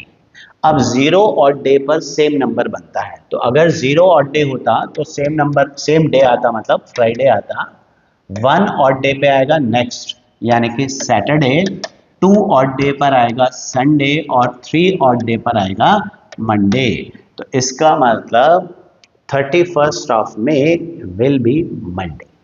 तो जो नेक्स्ट क्वेश्चन है ये तो काफ़ी इंपॉर्टेंट है, फंक्शंस का है, और डोमेन रेंज का एक क्वेश्चन फंक्शन में तो बनता ही बनता है। और ये क्वेश्चन तो काफ़ी इंपॉर्टेंट होता है जिसमें तुम्हें डोमेन और रेंज निकालना है। हम सबसे पहले ये जो फंक्शन है इसको लिख लेते हैं, y is equals to under root of 9 minus x square. अब देखो सबसे पहले हमें डोमेन निकालना है। डोमेन का मतलब होता है x की ऐसी वैल्यूज जिनको रखने से y हमेशा एक वेल डिफाइंड रियल नंबर आए, ठीक है। मतलब जो जो वैल्यूज x ले सकता है, सिंपल वर्ड्स में एक समझे, x में जो जो वैल्यूज तुम रख सकते हो ना वो तुम्हारा डोमेन है। जैसे इस फंक्शन में अगर तुम x की जगह 5 रखते हो तो 9 माइनस 5 स्क्वायर नेगेटिव आता है। अब स्क्वायर रूट में नेगेटिव नंबर्स नहीं होते रियल में, है ना, तो इसका मतलब वो पॉसिबल नंबर नहीं है, तो वो तुम्हें छोड़ना होगा। अब इसका डोमेन निकालने के लिए क्या करना पड़ेगा, ये है स्क्वायर रूट फंक्शन। तो हम लिखेंगे for y to be a real number, y to be real number, हमारे पास ये जो 9 माइनस एक्स स्क्वायर है जो रूट के अंदर है, this should be greater than equal to 0। ये पॉजिटिव होना चाहिए, मतलब rather to say non negative होना चाहिए, 0 पॉसिबल है। तो 9 माइनस एक्स स्क्वायर, इसके मैं फैक्टर्स निकाल लेता हूँ। 3 minus x, 3 plus x is greater than 0। देखो जब भी क्वाड्रेटिक हो ना तो शिफ्टिंग मत किया करो इनइक्वालिटीज में, इसमें तुम्हें क्रिटिकल पॉइंट्स निकालने होंगे और उन क्रिटिकल पॉइंट्स के हिसाब से तुम्हें एक्स की वैल्यू निकालनी होगी। तुम्हें क्या करना है, पहले इसके फैक्टर्स निकालने हैं, इन फैक्टर्स को प्लॉट करना है नंबर लाइन के ऊपर। फैक्टर्स के वो पॉइंट जो कि इसको 0 बनाते हैं उन्हें कहते हैं क्रिटिकल पॉइंट्स, वो नंबर लाइन पर प्लॉट करना है। तो 3 माइनस एक्स 0 कब होता है, 3 पर, तो ये मेरा 3 पहला क्रिटिकल पॉइंट है। 3 प्लस एक्स 0 कब होता है, -3 पर, तो -3 मेरा दूसरा क्रिटिकल पॉइंट है। तो नंबर लाइन पर -3 और 3 ये दोनों नंबर्स प्लॉट करो। 3 से जो भी बड़े नंबर्स हैं, ये देखो ये वाली जो रेंज है ना, इसमें वो नंबर्स हैं जो 3 से बड़े हैं।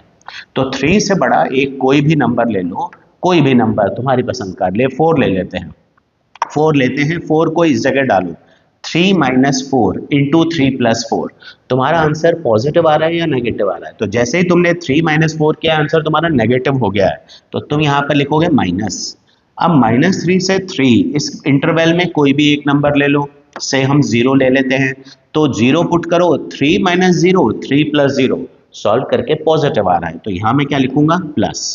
फिर इसी तरह -3 से छोटा नंबर लो, -4 ले लेते हैं, तो -4 रखने पर तुम्हारा जो आंसर आता है वो फिर से देखो कैसा आ रहा है, वो नेगेटिव आ रहा है, ऑल ओवर पूरा नेगेटिव आ रहा है। तो 7 इंटू -1 नेगेटिव आ रहा है, तो यहाँ लिखूंगा माइनस। अब मुझे कौन से नंबर्स चाहिए, मुझे चाहिए वो नंबर्स जो कि इसको ग्रेटर देन 0 यानी कि पॉजिटिव बनाए। पॉजिटिव कहाँ पर आ रहा है, पॉजिटिव आ रहा है -3 से 3 के इंटरवल में। तो हम लिखेंगे कि भाई जो x है वो बिलोंग करता है -3 से 3, दोनों को क्लोज इंटरवल, -3 और 3 दोनों इनक्लूसिव हैं। तो यहाँ पर हम कहेंगे भाई जो वैल्यूज x ले सकता है वही हमारा डोमेन है, तो हमारा डोमेन है -3 से 3। मतलब x की वैल्यू अगर तुम -3 से 3 के बीच में इस फंक्शन में कुछ भी रखोगे तो y हमेशा एक रियल नंबर निकल कर आएगा। अब आते हैं हम रेंज के ऊपर।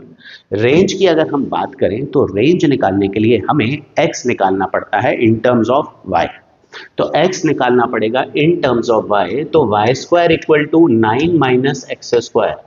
सॉल्व करते हैं तो x क्या निकल के आ रहा है, √9 माइनस y²। ठीक है, अब फिर वही देखें, x के वेल डिफाइंड होने के लिए 9 minus y² should be greater than equal to 0, और सॉल्व करते हैं तो 3 minus y into 3 plus y greater than equal to 0। तो सॉल्व करते हैं तो फिर हमारे क्रिटिकल पॉइंट क्या निकलते हैं, -3 और 3 से बड़ी वैल्यू रखो, देखो वैसा ही बन के आएगा। 3 से बड़ी वैल्यू रखो, यहाँ पर नेगेटिव आ रहा है, यहाँ पर पॉजिटिव आ रहा है, यहाँ नेगेटिव आ रहा है। लेकिन पिछली बार हम वैल्यू निकाल रहे थे किसकी, x की, इस बार वैल्यू किसकी निकल रही है, y की। तो फिर से देखो y की वैल्यू क्या निकल के आई, -3 से 3। ये हमारे रेंज का पार्ट है। भाई रेंज क्या होता है, x की जो वैल्यूज तुम्हारी निकली है ना, उनको रखकर जो y की वैल्यू निकल के आती है वो तुम्हारी रेंज होती है। तो y की वैल्यू क्या आ रही है, -3 से 3 के बीच में। पर यहाँ पर एक छोटी सी प्रॉब्लम है कि जो y है, एक्चुअली y एक स्क्वायर रूट फंक्शन है और स्क्वायर रूट की वैल्यूज कभी नेगेटिव नहीं होती हैं। तो हम लोग यहाँ पर जब भी इस तरह के क्वेश्चन में रेंज में y में कोई नेगेटिव वैल्यू आती है ना, वो हमें रिजेक्ट करनी होगी, क्योंकि हमारी रेंज में नेगेटिव वैल्यूज नहीं है। तो हम यहाँ लिखेंगे कि but y is a square root function. y एक स्क्वायर रूट फंक्शन है, और स्क्वायर रूट फंक्शन है मतलब नेगेटिव वैल्यूज आर डिस्कार्डेड। तो -3 से 3 के बीच में नेगेटिव वैल्यू सारी निकाल दो, तो फिर वैल्यूज कौन सी बची हैं हमारे पास, हमारे पास रेंज निकल के आएगा 0 से 3। भाई -3 से 3 के इंटरवल में सारी नेगेटिव वैल्यू हटा दो तो नॉन नेगेटिव वैल्यूज हमारी बच के आती हैं 0 से 3, जो हमारा रेंज है। तो डोमेन और रेंज बेटा ये टॉपिक तो बहुत ढंग से करके रखना, इस पर क्वेश्चन बनने का पूरा चांस होता है ना। तो बेटा जो नेक्स्ट क्वेश्चन है ना, ये है एन्युटी का। एन्युटी पर भी एक क्वेश्चन ऑलमोस्ट बनता ही बनता है, वो भी 2 मार्क्स 3 मार्क्स का, मतलब 3 मार्क्स का है तो जनरली 3 मार्क्स का ही क्वेश्चन है। एन्युटी पर काफी टाइम बनता ही है। तो क्वेश्चन ये है कि a person wants to accumulate ₹50,000 by making equal contribution at end of each quarter. तो उसे 50,000 रुपये इकट्ठे करना है। अब देखो जो 50,000 रुपये उसे चाहिए वो कब चाहिए, वो चाहिए at the end of how many years, at the end of 5 years. तो 50,000 जो है ना वो है उसके एन्युटी की फ्यूचर वैल्यू। भाई जो पैसा हमें आज से 5 साल बाद मिलने वाला है वो फ्यूचर वैल्यू है। तो इसकी फ्यूचर वैल्यू है 50,000 और तुम्हें बताना है कि कितना कॉन्ट्रीब्यूशन हमें करना है। देखो एन्युटी जो है बहुत इंपॉर्टेंट टॉपिक है, इसका पूरा वीडियो मैंने बना रखा है, लिंक तुम्हें प्लेलिस्ट के अंदर मिल जाएगा, वो देखना चाहो तो वो देख सकते हो। यहाँ पर इस क्वेश्चन के अंदर जब मुझे अमाउंट ऑफ एन्युटी लगाना है तो इसका फॉर्मूला है 1 + i r into 1 + i raised to power n -1 upon i, जहाँ पर a का मतलब होता है अमाउंट, जिसे हम फ्यूचर वैल्यू भी कहते हैं। आर मतलब अमाउंट ऑफ एन्युटी, मतलब जो सिंगल इंस्टॉलमेंट देते हैं ना, वो हमारा आर है। तो फ्यूचर वैल्यू कितनी है यहाँ पर 50,000 की है, इज इक्वल्स टू आर कितना है ये हमें निकालना है कि कितना कंट्रीब्यूशन देना है हर क्वार्टर पे, और आई होता है हमारा आर अपॉन 100। अब यहाँ पर जो इन्वेस्टमेंट हो रहा है वो हो रहा है हर क्वार्टर के एंड पर।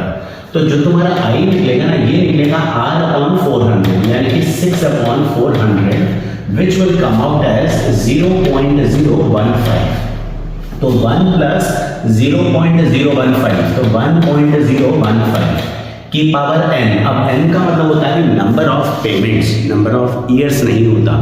5 साल में हर क्वार्टर में अगर तुम पेमेंट कर रहे हो तो हर क्वार्टर के हिसाब से 1 साल में 4 पेमेंट्स होते हैं और 5 साल में 20 पेमेंट होते हैं। तो ये आएगा पावर 20 - 1 अपॉन आई इज 0.015। अब वैल्यू तुम्हें दे रखी है, ये वैल्यू तुम्हें दे रखी है 1.347 - 1, तो ये आ जाएगा 0.347 अपॉन 0.015। ये क्रॉस मल्टीप्लाई करके आर निकाल सकते हो, which is the contribution being made each quarter. Shifting करो और आर की वैल्यू निकाल लो, that will be your answer. इसको ढंग से करना, ये इंपॉर्टेंट है। नेक्स्ट क्वेश्चन है हमारा यूटिलिटी बिल्स का। यूटिलिटी बिल्स में तुम्हारा इलेक्ट्रिसिटी बिल, वाटर बिल और CNG बिल, ये 3 तरह के बिल्स तुम्हारे कोर्स में है। यूटिलिटी बिल का भी पूरा वीडियो है, you can see it on in the playlist. तो ये जो क्वेश्चन है 3 मार्क्स में दिया गया है, इसमें पूछा गया है इलेक्ट्रिसिटी बिल के बारे में। तो एक पर्सन है, लखनऊ यूपी में है और उनकी लास्ट मंथ की रीडिंग है 4803 और इस मंथ की रीडिंग है 5678। मतलब उनका जो कंजम्पशन है, भाई पहले लास्ट मंथ 480 था, इस बार 5678 ये है, तो माइनस 4803, उनका कंजम्पशन है 875 यूनिट्स का।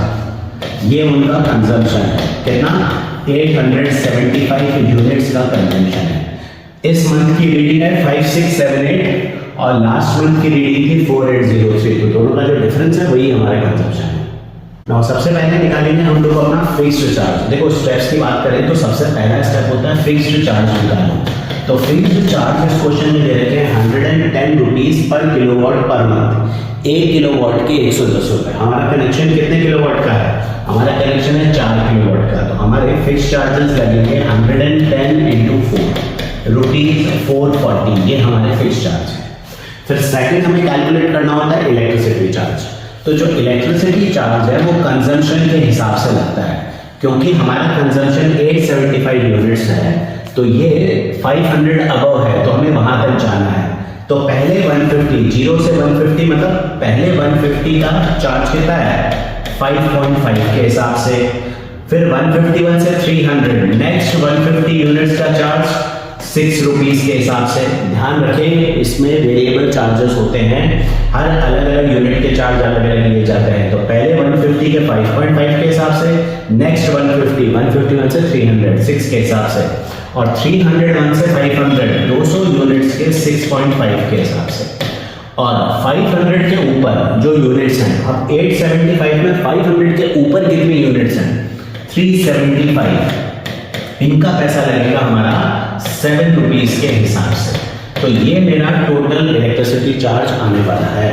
तो क्विकली हम इसको सॉल्व करते हैं। 5.5 इंटू 150 ये आ रहा है 825, 150 इंटू 6 ये हो गया हमारा 900, और फिर प्लस जस्ट मोमेंट ऐड करते जाते हैं साथ साथ, प्लस 200 इंटू 6.5, तो ये मेरा आ जाता है जस्ट मोमेंट 1300 रुपए, और 375 इंटू 7 ये निकल के आता है 2625 रुपीज। तो टोटल मेरा पैसा निकल के आता है 2625 प्लस 1300 प्लस 900 प्लस 825, 5650 का मेरा इलेक्ट्रिसिटी चार्ज निकल के आता है। तो भाई फिक्स्ड चार्ज जो है ये है मेरा 440 रुपीज का, इलेक्ट्रिसिटी चार्ज ये है मेरा ₹5650 का, जो अभी हमने निकाला।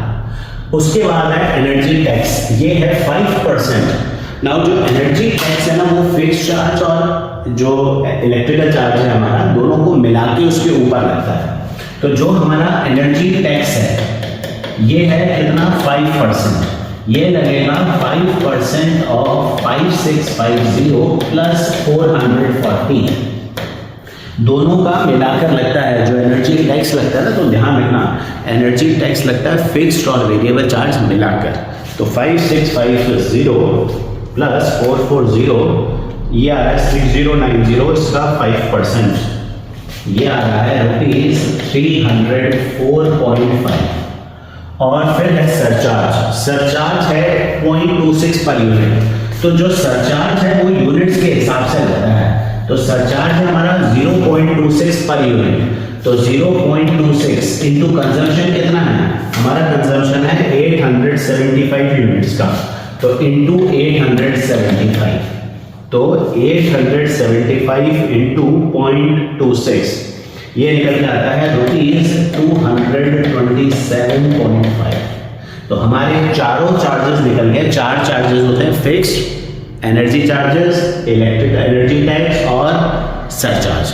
फिक्स चार्ज तो जो क्वेश्चन में दे रखे हो फिक्स्ड उस हिसाब से लगाने हैं। एनर्जी चार्जेस या इलेक्ट्रिकल चार्जेस ये तुम्हारे लगते हैं as per the units and the slab given to you, और एनर्जी टैक्स दोनों का मिला के लगेगा प्लस सरचार्ज।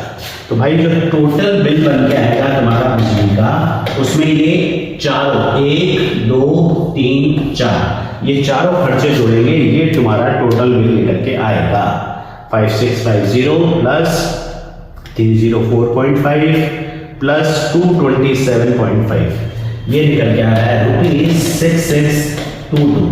इतना बिल आने वाला है, ठीक है। इनका जो बिल आएगा वो आएगा ₹6622, 6,622 रुपीज़ का बिल इन्हें पे करना है, ठीक है। तो अगला क्वेश्चन है हमारे पास सेट्स में से, और ये भी एक बहुत इंपॉर्टेंट और एक्सपेक्टेड क्वेश्चन होता है ये। इसमें क्या है, हमें दे रखा है कि 60 लोगों का सर्वे हुआ है और 3 तरह के न्यूज़पेपर हैं H, T और I, और ऐसे क्वेश्चंस में तुम्हें सॉल्व करना है using Venn diagram. Venn diagram solve use करना है तुम्हें।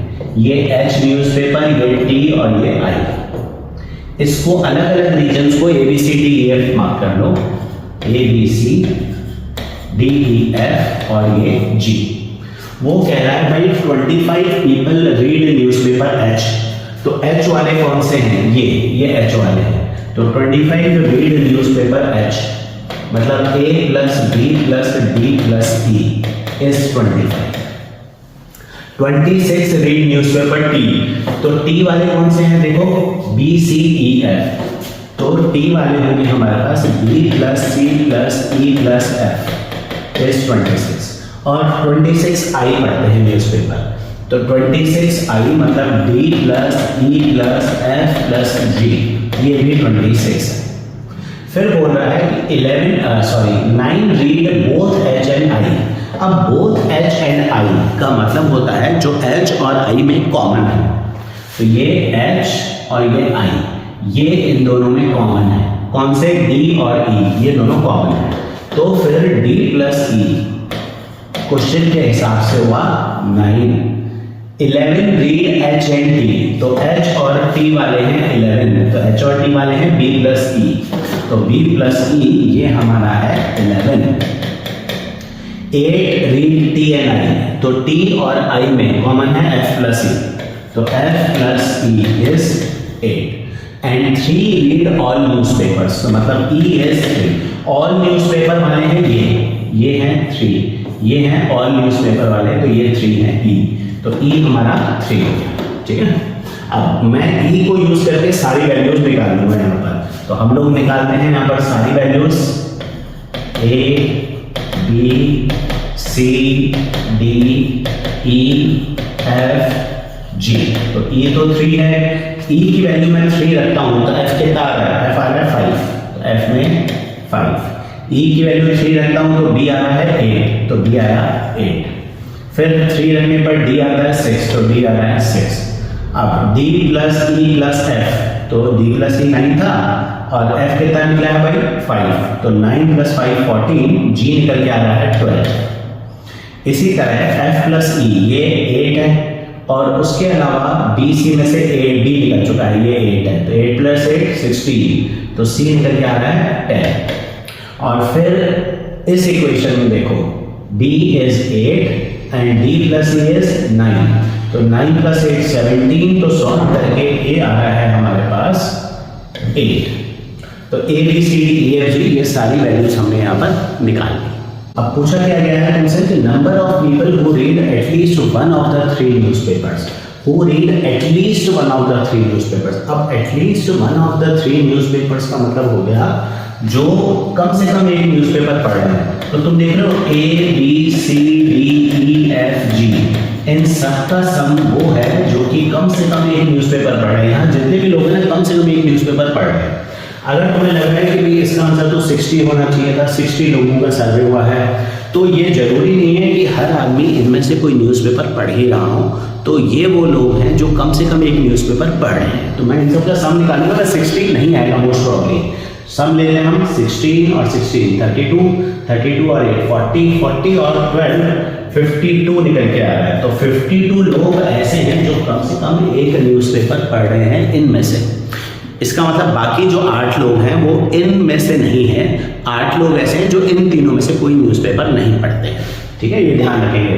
तो टोटल 60 लोगों का सर्वे है, दैट डजंट मीन कि इन सब का सम 60 होगा, ध्यान रखेंगे। फिर बोला है number of people who read exactly one newspaper, जो सिर्फ एक न्यूज़पेपर पढ़ते हैं, तो ओनली वन न्यूज़पेपर वाले हैं ए, सी और जी। ये वो लोग हैं जो कि सिर्फ एक न्यूज़पेपर पढ़ते हैं, किसी में कुछ कॉमन नहीं है। अगर पूछा जाए जो लोग सिर्फ 2 न्यूज़पेपर पढ़ते हैं, तो 2 न्यूज़पेपर पढ़ने वाले ये लोग हैं, ये लोग एग्जैक्टली 2 न्यूज़पेपर पढ़ते हैं।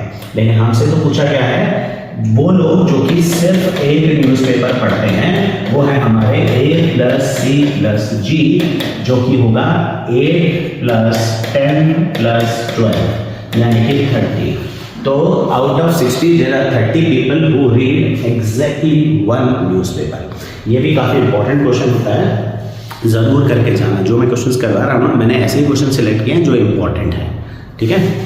नेक्स्ट है हमारे पास डिस्ट्रीब्यूशन दे रखा है और मीन वेरिएंस स्टैंडर्ड डेविएशन, ये हमें निकालना है। मीन वेरिएंस स्टैंडर्ड डेविएशन, देखो ये डेटा हमें दे रखा है, मीन वेरिएंस स्टैंडर्ड डेविएशन निकालना है। तो मेरा सजेशन जो है कि हमेशा स्टेप डेविएशन मेथड ही यूज करो, never use direct method for calculation. अब स्टेप डेविएशन मेथड में तुम्हें सबसे पहले निकालना है एक्सआई और फिर निकालना है यूआई।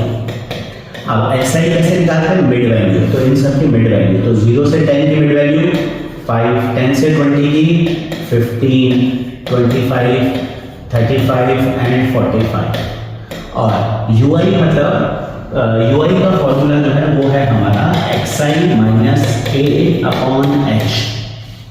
ना वैसे तो यूआई की कैलकुलेशंस करनी चाहिए, पर क्योंकि क्लास का जो क्लास साइज जो है वो यूनिफॉर्म है, तो सबसे पहले तुम अज्यूम मीन ले लो। तो मान लेते हैं कि भाई हमारा अज्यूम मीन 25 है। अज्यूम मीन किस में से लेते हैं, अज्यूम मीन एक्सआई में से लेते हैं, तो मैंने एक्सआई में से अज्यूम मीन ले लिया 25। सेंट्रल वैल्यू प्रेफर करते हैं, बीच में कोई भी ले सकते हो, तुम 35 पे ले सकते हो, कोई प्रॉब्लम नहीं। तो मैंने 25 को ले लिया अज्यूम मीन। अब जो भी अज्यूम मीन लिया है उसके आगे यूआई आएगा 0, ऊपर आएगा -1, फिर -2, नीचे 1 और 2। कोई कैलकुलेशन करने की जरूरत नहीं, कैलकुलेशन करोगे तो भी यही आने वाला है। अब निकालो FI UI और FI UI स्क्वायर, ये टर्म्स निकालनी है। तो FI UI means FI into UI, तो 5 into -2 -10, 8 into -1 -8, 15 into 0 0, देन 16 और देन 12। तो इसका टोटल करते हैं भाई 28 और माइनस का 18, तो ये हमारे पास आ जाता है 10, पॉजिटिव 10 आ गया हमारे पास। सॉरी, ठीक है। अब FI UI स्क्वायर कैसे निकलेगा, FI UI into UI, ध्यान रखना FI UI into UI करना है FI UI स्क्वायर में। -10 into -2 28, 0, 16, 24। अब इसका टोटल कर लो, 0, 3 और 8 11 और 3 40। तो ये हमारा वैल्यूज आ गई। अब मुझे निकालना है मीन, स्टैंडर्ड डेविएशन और वेरिएंस। तो भाई सबसे पहले मैं निकालता हूँ मीन का फॉर्मूला है A plus summation FI UI upon summation FI into H। ये देखो 5 नंबर का क्वेश्चन है, mean variance standard deviation find करना है, इसमें गड़बड़ नहीं करना। A मतलब अज्यूम मीन है मेरा 25 plus summation FI UI 10, summation FI ये 50 था, इनटू क्लास साइज मतलब इस क्लास का डिफरेंस वो है 10। तो ये आके निकलता है 25 प्लस 100/50 2 यानी कि 27। तो तुम्हारा मीन निकल के आ गया। अब निकालते हैं हम स्टैंडर्ड डेविएशन। स्टैंडर्ड डेविएशन का फॉर्मूला है 1/n under root of n summation FI UI square minus summation FI UI whole square. ये हमारा स्टैंडर्ड डेविएशन का फॉर्मूला हो गया। तो वैल्यू पुट करेंगे तो standard deviation is equal to 1/n। n का मतलब समेशन f होता है, ध्यान रखना। तो 1/50 समेशन f लेते हैं under root 50 into summation FI UI square is 140 minus summation FI UI is 10 का स्क्वायर। अब 1/50। अब ये देखो इसमें से क्या कॉमन ले सकते हो, तो 10 का स्क्वायर कॉमन ले सकते हो, इसमें भी है इसमें भी है। तो 10 का स्क्वायर कॉमन लोगे तो ये स्क्वायर रूट है, 10 का स्क्वायर कॉमन लोगे तो बाहर सिर्फ 10 निकल के आएगा। तो 10 स्क्वायर में से सिर्फ 10 बाहर निकल के आएगा, मेरे पास बचेगा 5 × 14 - 1, ये कैंसिल 1/5 √60 70 - 1 69, तो √69/5। Now √69 will be roughly 8.4, 8.3, 8.4 के आसपास आएगा। मैं कैलकुलेटर से निकाल लेता हूँ कि भाई √69 इज 8.3 आ रहा है ना, तो 8.3/5, तो 8.3 डिवाइडेड बाय 5 ये मेरा निकल के आता है 1.66, ये स्टैंडर्ड डेविएशन है। और वेरिएंस क्या होता है, स्क्वायर और स्टैंडर्ड डेविएशन, तो स्क्वायर करोगे तो ये आ जाएगा 69/25 है ना, इसका स्क्वायर मत करो, 69/25, तो 69 को 25 से डिवाइड कर लेते हैं, 2.76 ये आ रहा है हमारा वेरिएंस। तो 2.76 वेरिएंस है, स्टैंडर्ड डेविएशन 1.66 है। 5 नंबर का क्वेश्चन बन सकता है, क्लास इंटरवल हो सकता है इससे बड़ी आ जाए, है ना, इससे ज़्यादा क्लास इंटरवल भी हो सकती है। मैंने जो सैंपल पेपर लिया है उसमें तो 5 ही क्लास भी हो सकता है, 6-7 क्लास तक भी आ जाए तुम्हारे पास, ठीक है। तो 5 नंबर का क्वेश्चन है, जरूर करना, ढंग से करना, ये सब चीज़ें बहुत इंपॉर्टेंट है। नेक्स्ट क्वेश्चन है हमारे पास इवैल्यूएट, ये लिमिट्स वही कैलकुलस का है ना, लिमिट्स का हो गया, ये कन्टिन्यूटी का हो गया। तो जो पहला पार्ट है वो है लिमिट, वैल्यू जिसकी निकालनी है, limit x tends to 0 x² e⁻x - 1 upon log 1 + x²। अब देखो यहाँ ध्यान रखने वाली चीज है कि लिमिट में log 1 + x अपॉन x अगर हो, लिमिट x टेंड्स टू 0 पर, ये होता है 1, मतलब अगर 1 + x³ है तो इसके साथ मुझे इसके डिनोमिनेटर में x³ चाहिए। और इसी तरह अगर लिमिट x टेंड्स टू 0 है, e⁻x - 1 अपॉन x है, तो ये भी 1 होता है, ठीक है। तो e⁻x - 1 के साथ अपॉन में क्या चाहिए, x, log 1 + x के साथ x चाहिए होता है, तो 1 + x³ के साथ मुझे x³ चाहिए होगा। तो मैं क्या करने वाला हूँ, मैं ये जो हमारे पास है x² है ना, इसको देखो मैं पहले स्प्लिट कर देता हूँ, ये जो मेरे पास x² है इसको मैं लिख लेता हूँ x³/x। भाई x³/x इज x²। इसका फायदा क्या है, देखो log 1 + x³ को x³ मिल जाएगा, ये 1 बन जाएगा, और इसे भी x मिल जाएगा, ये भी 1 बन जाएगा। बड़ा इजी सा क्वेश्चन हुआ, ये 1 और ये भी 1, तो हमारा आंसर निकल जाता है 1। तो इसका आंसर 1 ही है, सिंपल है ना। तो मोस्ट प्रोबेबली ये क्वेश्चन इस तरह का होंगे, 2+ लेके इसकी होगी। अगला है हमारे पास कि fx फंक्शन दे रखा है और तुम्हें इस फंक्शन में कंटिन्यूटी दे रखी है और तुम्हें फाइंड करना है कि a और b के पॉसिबल वैल्यूज, ये मैं यहाँ से हटा रहा हूँ, a और b के पॉसिबल वैल्यूज निकालनी है।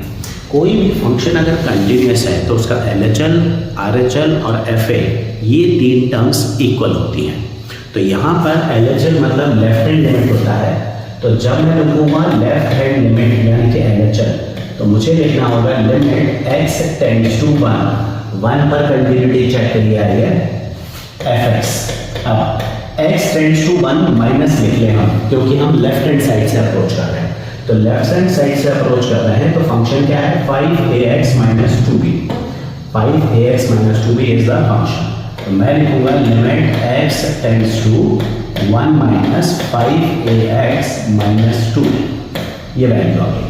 अब क्योंकि ये लेफ्ट हैंड लिमिट है तो x की वैल्यू हम लोग जो अज्यूम करेंगे वो लेंगे 1 - h, क्योंकि लेफ्ट हैंड लिमिट है। तो हम लोग क्या लिखेंगे, लेट x = 1 - h।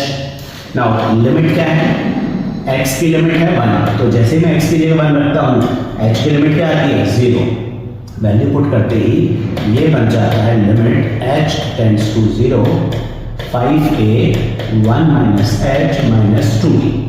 अब वैल्यू पुट करो, h की जगह 0 डालेंगे तो ये आ रहा है 5a - 2b, ये मेरा LHL निकल के आ गया, ठीक है। अब निकालते हैं हम इसमें RHL। FA तो मुझे दे ही रखा है 11 है, दे रखा है x की वैल्यू 1 पर fx की वैल्यू 11 है, मतलब f1 इज 11, तो ये FA माना जाएगा, FA तो 11 है। अब मुझे निकालना है यहाँ पर RHL। LHL में मैंने यही वाला पार्ट इसलिए लिया क्योंकि ये लेस देन 1 में आ रहा है, ध्यान रखिए। RHL में यानी कि लिमिट अप्रोच हो रही है राइट हैंड साइड से बड़ी वैल्यू से, तो इसमें मैं लिखूंगा limit x tends to 1 plus fx, और फंक्शन मेरा क्या है इस बार, क्योंकि मैं राइट हैंड साइड से मतलब बड़ी वैल्यू से अप्रोच कर रहा हूं, तो ग्रेटर देन 1 पे फंक्शन है 3ax plus b।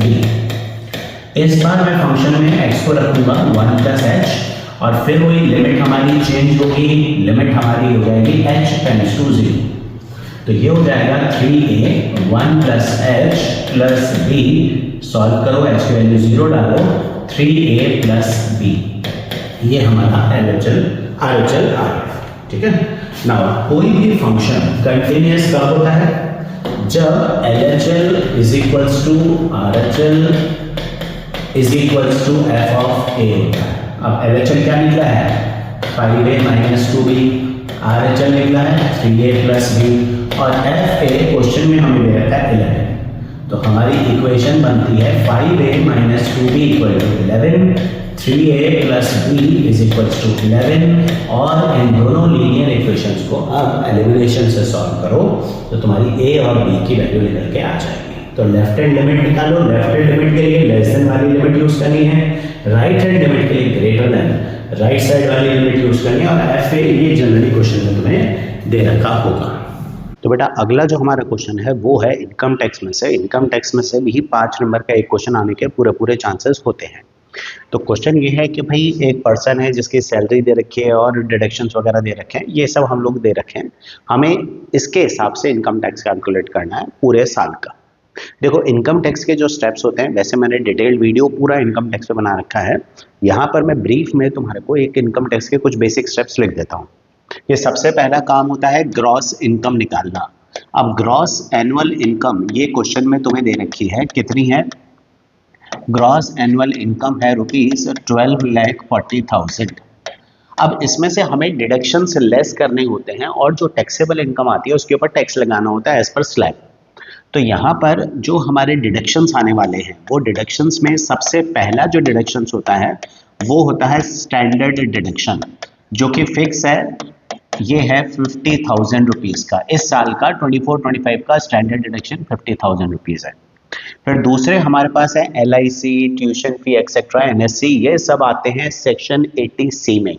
Section 80C में हमारी 1,50,000 की लिमिट होती है, तो तुम्हारे जो इन्वेस्टमेंट हैं सेक्शन 80C के वो 1,50,000 से ऊपर नहीं होने चाहिए, होंगे भी तो 1,50,000 से ज़्यादा का रिबेट नहीं मिलेगा। तो हम निकालते हैं डिडक्शंस अंडर सेक्शन 80C। अब 80C में क्या क्या है, सबसे पहले है she is paying 7250 per month in GPF। तो भाई GPF में कितना जा रहा है, 7250 इंटू 12, 87,000 ये इन्वेस्ट कर रही हैं GPF के अंदर। उसके अलावा 24,000 ट्यूशन फी दे रही है 2 बच्चों की, तो ट्यूशन फी है ये है ₹24,000। और फिर 28,000 मेडिकल इंश्योरेंस है, मेडिकल इंश्योरेंस 80D में जाता है, ये नहीं यूज करना। NSC उन्होंने 20,000 की भी ली है, NSC और LIC का प्रीमियम ये भी उन्होंने पे किया है ₹25,600 का, और NSC ये परचेज की है ₹20,000 की। तो भाई देखें 80C में टोटल कितने डिडक्शन आ रहे हैं, प्लस 24,000 प्लस 25,600 प्लस 20,000, तो भाई ये जा रहा है ₹1,56,600, जो कि ऑब्वियसली 1,50,000 से ज़्यादा है। तो जब भी सेक्शन 80C का डिडक्शन 1,50,000 से ज़्यादा आए, हमें 1,50,000 का ही डिडक्शन देना है इसमें, और कुछ नहीं। ध्यान रखेंगे, अगर यहाँ पर सपोज 1 लाख होता तो मैं 1 लाख का डिडक्शन देता, पर 1,50,000 से ज़्यादा डिडक्शन अवेलेबल नहीं है। इसके अलावा ये 28,000 अपने मेडिकल इंश्योरेंस के लिए भी दे रही हैं। तो 80D में आता है मेडिकल इंश्योरेंस, जिसकी मैक्सिमम लिमिट होती है हमारे पास 25,000। तो सिंस वो मेडिकल इंश्योरेंस का 28,000 दे रही हैं, तो हमारी लिमिट क्योंकि 25,000 की होती है सेक्शन 80D में, तो हम 25,000 का ही रिबेट देंगे, इससे ज़्यादा रिबेट नहीं अवेलेबल है। तो टोटल रिबेट हमारा आ रहा है 2,25,000। स्टैंडर्ड डिडक्शन 80C और 80D, और इसके अलावा और कोई रिबेट नहीं है जो वो लेने वाली है। अच्छा, ओल्ड रिजीम दे रखी है तो हम ओल्ड रिजीम के हिसाब से टैक्स लगाएंगे, न्यू रिजीम के बारे में कुछ नहीं बताया गया है, ठीक है। तो यहाँ पर और कुछ बच रहा है क्या? पीएफ हो गया, ट्यूशन फी हो गई, एलआईसी प्रीमियम हो गया, एनएससी हो गई और मेडिकल इंश्योरेंस भी हो गया, सब हो गया। तो चलो फिर हमारा टैक्सेबल इनकम निकल के आएगी। टैक्सेबल इनकम ये थी हमारी 12,40,000 में से 2 लाख गए, 10,40,000, 25,000 और गए, तो टैक्सेबल इनकम हमारी निकल के आती है ₹10,15,000।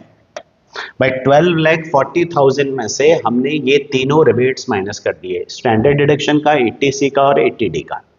अब 10,15,000 जो हमारी टैक्सेबल इनकम आई है, ये आ रही है इस स्लैब के अंदर, तो हमें यहाँ तक आना होगा। एज यूजुअल, चाहे यूटिलिटी बिल्स हो या इनकम टैक्स हो, हम स्लैब वाइज टैक्स लगाते हैं। तो पहले 0 से 3 लाख की टैक्सेबिलिटी क्या है? देखो 0 से 3 लाख की टैक्सेबिलिटी है निल, ठीक है। तो 0 से 3 लाख की टैक्सेबिलिटी निल है। फिर 3 से 7 लाख की 5% है, तो 3 से 7 लाख में कितने रुपए हो गए? 4 लाख। तो तुम्हारा जो इनकम टैक्स निकल के आएगा वो क्या आएगा? इनकम टैक्स आएगा 4 लाख का 5%, 5% of 4 lakh, which comes out as 4,000 into 5, 20,000, ठीक है। अच्छा, ये तो अभी इसका एक साथ ही कर लेते हैं सारा। प्लस अगला क्या है? 7 से 10 लाख का 10%, तो 7 से 10 लाख के बीच में कितने लाख रुपए को? 3 लाख रुपए। 3 लाख रुपए का 10%, 10% ऑफ 3 लाख। और 10 लाख के ऊपर कितना है? 10 लाख के ऊपर है 15,000, क्योंकि टैक्सेबल इनकम 10,15,000 है, तो 15,000 रुपए एक्स्ट्रा है, उस 15,000 का लगेगा 15%। तो प्लस और क्या लगेगा भाई? 15% ऑफ 15,000। तो टोटल जो टैक्स निकल के आएगा मेरा, ये आएगा 20,000 प्लस 30,000 प्लस ₹2250, यानी कि 50, ये तो हो गया 52,250 रुपीज़, ये मेरा इनकम टैक्स निकल कर आ रहा है। और इस इनकम टैक्स के ऊपर लगता है हेल्थ एंड एजुकेशन सेस, जो फिक्स्ड है, 4% लगता है, वो टैक्स के ऊपर लगता है। तो हमारा जो सेस आएगा, हेल्थ एंड एजुकेशन सेस, वो आएगा 52,250 का 4%, 52,250 का 4%, जो कि है 2,090 रुपीज़। और उसमें 52,250 ऐड कर दो तो टोटल टैक्स बन के आता है 54,340 रुपीज़ का। ये तुम्हारा टोटल टैक्स बन के आएगा।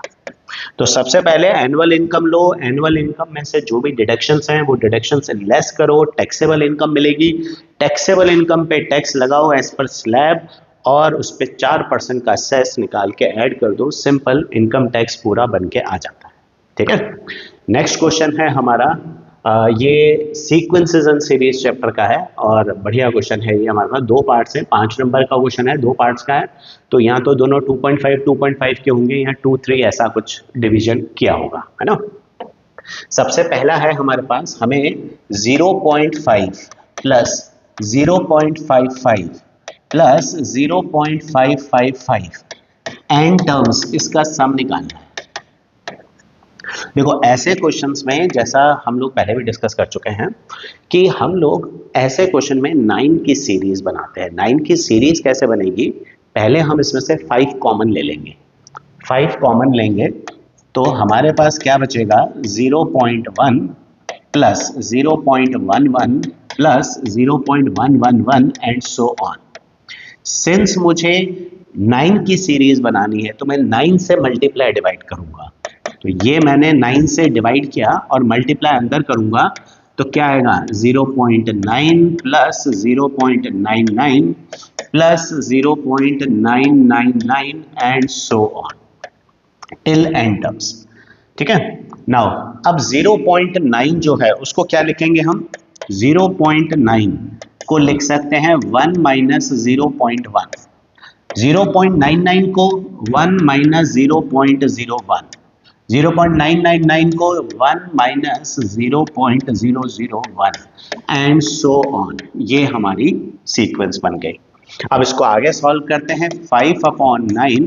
अब मैं क्या करूंगा, ये 1 1 1 सब एक साथ पेयर अप कर लेता हूँ। 1 + 1 + 1 कितनी टर्म्स हैं, n टर्म्स। और ये 0.1 को मैं लिखूंगा 1/10 प्लस, ये माइनस है सॉरी, है ना, सब में माइनस है, माइनस साइन कॉमन ले लिया, प्लस 0.01 को 1/100, 0.001 को 1/1000 एंड सो ऑन। तो ये बन जाती है तुम्हारी GP. This becomes a GP. Now इसका सम निकाल लो। 5/9, 1 + 1 + 1 n टाइम्स कितना आएगा, n आ जाएगा भाई। 1 + 1 + 1 n टाइम्स ऐड करो तो n बनता है माइनस। अब ये जीपी है तो सम ऑफ जीपी का फॉर्मूला हम लगाएंगे। सम ऑफ जीपी का फॉर्मूला होता है a इंटू 1 - r की पावर n अपॉन 1 - r। ठीक है, a यानी कि फर्स्ट टर्म वो है 1/10, 1 - 1/10 की पावर n। ठीक है, कॉमन रेशो भी 10 है यहाँ पर, अपॉन 1 - 1/10। तो इसको सॉल्व करते हैं। 5/9 n माइनस 1/10 और 9/10। ये 1/10 है, नीचे 1 - 1/10 करोगे तो 9/10 है। तो 1 - 1/10 की पावर n अपॉन 9। ये अपॉन 10 एलसीएम लेने के बाद कट जाएगा। अब एलसीएम ले लो इसका, या 9 भी बाहर ले लो तो 5/81 आ जाएगा, और ये आ जाएगा 9n। ध्यान रखना एलसीएम लेकर कॉमन लोगे, ऐसे मत निकाल देना। 9n माइनस 1 - 1/10 की पावर n, ये हमारा सम बन के आ जाता है। तो this is sum of n terms of this GP. तो ऐसे जो भी जीपी आए ना, उन सब के अंदर 9 की सीरीज बनानी है। नंबर कॉमन लो, 9 से मल्टीप्लाई डिवाइड करके सीरीज बन जाएगी तुम्हारे पास। तो जो सेकंड पार्ट है उसमें दे रखा है a फर्स्ट टर्म है, b इसकी nth टर्म है, और p जो है वो product of first n terms है। और तुम्हें प्रूव करना है p² = ab whole raised to power n। तो फर्स्ट टर्म हमारे पास क्या है, फर्स्ट टर्म है a, nth टर्म ये है b, मतलब b जो है वो a इंटू r की पावर n-1 के बराबर है। और p है product of first and term. अब product of first and term का मतलब first term into second term into third term. भाई फर्स्ट टर्म को a, सेकेंड टर्म को ar, थर्ड को ar², ऐसे लिखते रहेंगे till a into R raised to power n-1। Now अब मैं इसको सॉल्व करूं तो a into a till n times क्या निकलेगा, a की पावर n। भाई a इंटू a² होता है, 3 बार मल्टीप्लाई करोगे a³ होगा, n टाइम्स मल्टीप्लाई करोगे तो a की पावर n आ जाएगा, और r की पावर ऐड होगी 1 + 2 + सो ऑन टिल n-1। तो ये अब मैं सॉल्व करता हूं तो p मेरा निकल के आता है a की पावर n, r की power n into n-1 upon 2। ये मेरे पास p निकल के आया। ठीक है, अब मुझे प्रूव क्या करना है, मुझे प्रूव करना है कि p² = ab whole power n। तो p² चाहिए तो मैं स्क्वायरिंग बोथ साइड कर लेता हूं। p² ये निकल के आएगा a की पावर 2n, r की पावर n इंटू n-1। भाई स्क्वायर किया तो दोनों को 2 से मल्टीप्लाई हो जाएंगे। अब देखो क्या दोनों में पावर n है, क्या मैं इसको a² इंटू आर की power n-1 whole power n लिख सकता हूं ना। भाई x की पावर n, y की पावर n को तुम xy की होल पावर n लिख सकते हो, तो उसके हिसाब से ये ठीक है। अब ये a² का मतलब क्या है, a इंटू a r की पावर n-1। अब ar n-1 का मतलब है nth टर्म, और nth टर्म क्या दे रखी है, b, तो मैं इसकी जगह पर b लिख दूंगा, तो मेरा आंसर आ जाएगा ab whole power n। Hence proved. तो this is what we were suppose to prove. तो ये भी एक बढ़िया क्वेश्चन है। p जब प्रोडक्ट ऑफ n टर्म्स दे रखा हूं तो तब हम ये यूज कर सकते हैं। तो इसके साथ हमारे 1 मार्क, 2 मार्क, 3 मार्क, 5 मार्क सब तरह के क्वेश्चन खत्म हुए। अब बचते हैं हमारे पास केस स्टडीज। तो 3 केस स्टडीज जैसा आती हैं हमारे पास, लास्ट सेक्शन है हमारा, वो तीनों केस स्टडीज हम एक एक करके ले लेते हैं। कौन कौन से चैप्टर में से है भाई, पहली है स्ट्रेट लाइंस में से। अभी तक कोनिक सेक्शन में से कोई क्वेश्चन नहीं आना था, तो ये स्ट्रेट लाइन में से एक हमारी केस स्टडी है। तुम्हें दे रखा है एक लाइन है स्ट्रेट लाइन, उसकी इक्वेशन है 2x + y - 12। A man is standing at the point 2, 3 और he wants to reach another straight line path in least possible time। तो भाई ये कुछ इस तरह का क्वेश्चन हुआ कि एक लाइन है, ये लाइन है, इसकी इक्वेशन क्या है, इसकी इक्वेशन है 2x प्लस वाई माइनस 12। एक मैन है जो किस पोजीशन पर है, ए मान लेते हैं उसकी पोजीशन 2 3 पर है। अब ये आदमी जो है इस स्ट्रेट लाइन तक पहुंचना चाहता है, अनदर स्ट्रेट लाइन ही इसी पर पहुंचना चाह रहा है, इस स्ट्रेट लाइन पर पहुंचना चाह रहा है लीस्ट पॉसिबल टाइम में। अब लीस्ट पॉसिबल टाइम तभी पॉसिबल है ना जब हम परपेंडिकुलर डायरेक्शन में चलें। देखो एक पॉइंट से एक लाइन तक पहुंचना है, जैसे एक पॉइंट है, ये एक पॉइंट है और ये एक लाइन है, इससे तुम अर्लीस्ट पहुंचना चाहते हो, अर्लीस्ट है ना, अर्लीस्ट अर्लीस्ट अर्लीस्ट अर्लीस्ट पहुंच जाओ।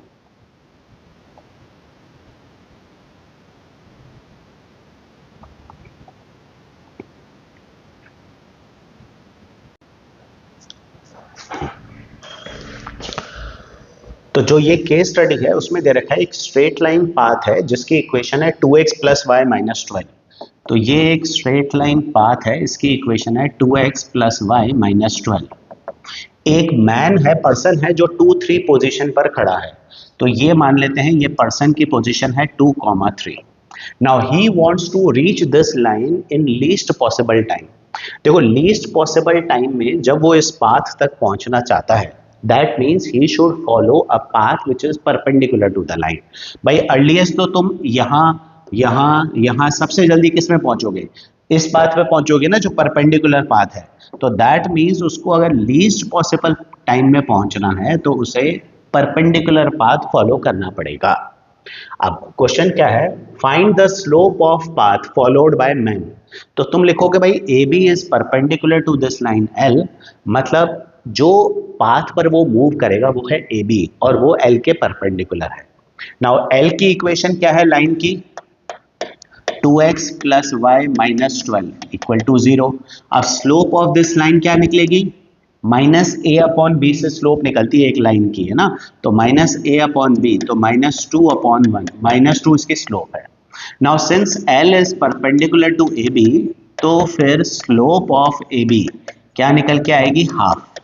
हमें पता है जब दो लाइंस परपेंडिकुलर हैं तो दोनों की स्लोप्स का प्रोडक्ट -1 होता है, तो एल और ए बी दोनों की स्लोप्स का प्रोडक्ट क्या है, -1 है। ठीक है, तो ये आ गया स्लोप का प्रोडक्ट -1। फिर तुम्हें बोला है find the equation of path followed by man, मतलब ए बी की इक्वेशन बनानी है। नाउ देखो ए बी की स्लोप आ गई है और ए बी के ऊपर एक पॉइंट के कोऑर्डिनेट्स तुम्हें ऑलरेडी पता है, तो ए बी की जो इक्वेशन तुम बनाओगे वो बनाओगे पॉइंट स्लोप फॉर्म से, y minus y1 is equals to m into x minus x1। तो अब यहां पर तुम देखो x1 y1, तो लाइन के ऊपर एक पॉइंट होता है वो है 2 3 और m मतलब स्लोप, तो y माइनस y1 ये x1 ये y1, तो y1 क्या है 3, m मतलब स्लोप ऑफ लाइन। तो ए बी की इक्वेशन बना रहे हैं तो ए बी की स्लोप चाहिए, ए बी की स्लोप है half into x minus x1, तो 2y minus 6 equal to x minus 2, x minus 2y, ठीक है, -2 प्लस 6 प्लस 4 इक्वल टू 0। ये ए बी की इक्वेशन हो गई। और फिर उसके बाद थर्ड पार्ट है find the coordinates of the point where path followed by man and given straight line path meet, मतलब जो मैन पाथ फॉलो कर रहा है और जो स्ट्रेट लाइन है उनका पॉइंट ऑफ इंटरसेक्शन निकालना है। तो ए बी और एल का पॉइंट ऑफ इंटरसेक्शन निकालना है, तो ए बी और एल का पॉइंट ऑफ इंटरसेक्शन निकालना है, तो मुझे ए बी और एल की इक्वेशन सॉल्व करनी होगी। ए बी की इक्वेशन क्या है, x minus 2y equal to -4। L की इक्वेशन क्या है, एल की इक्वेशन थी 2x प्लस वाई 12, तो L की इक्वेशन थी 2x plus y is equals to 12। अब अगर मैं जब दो लाइंस को सॉल्व करता हूँ एलिमिनेशन सब्स्टिट्यूशन किसी भी मेथड से, तो जो मेरा सोल्यूशन निकल के आता है ना वो दो लाइंस का पॉइंट ऑफ इंटरसेक्शन होता है। तो जब मैं ए बी और एल दोनों इक्वेशंस को सॉल्व करूंगा तो उनका पॉइंट ऑफ इंटरसेक्शन मतलब बी, इसके कोऑर्डिनेट निकल के आएंगे। तो मैं इसको सॉल्व करता हूँ एलिमिनेशन से, इसको 2 से मल्टीप्लाई कर देते हैं, तो पहली इक्वेशन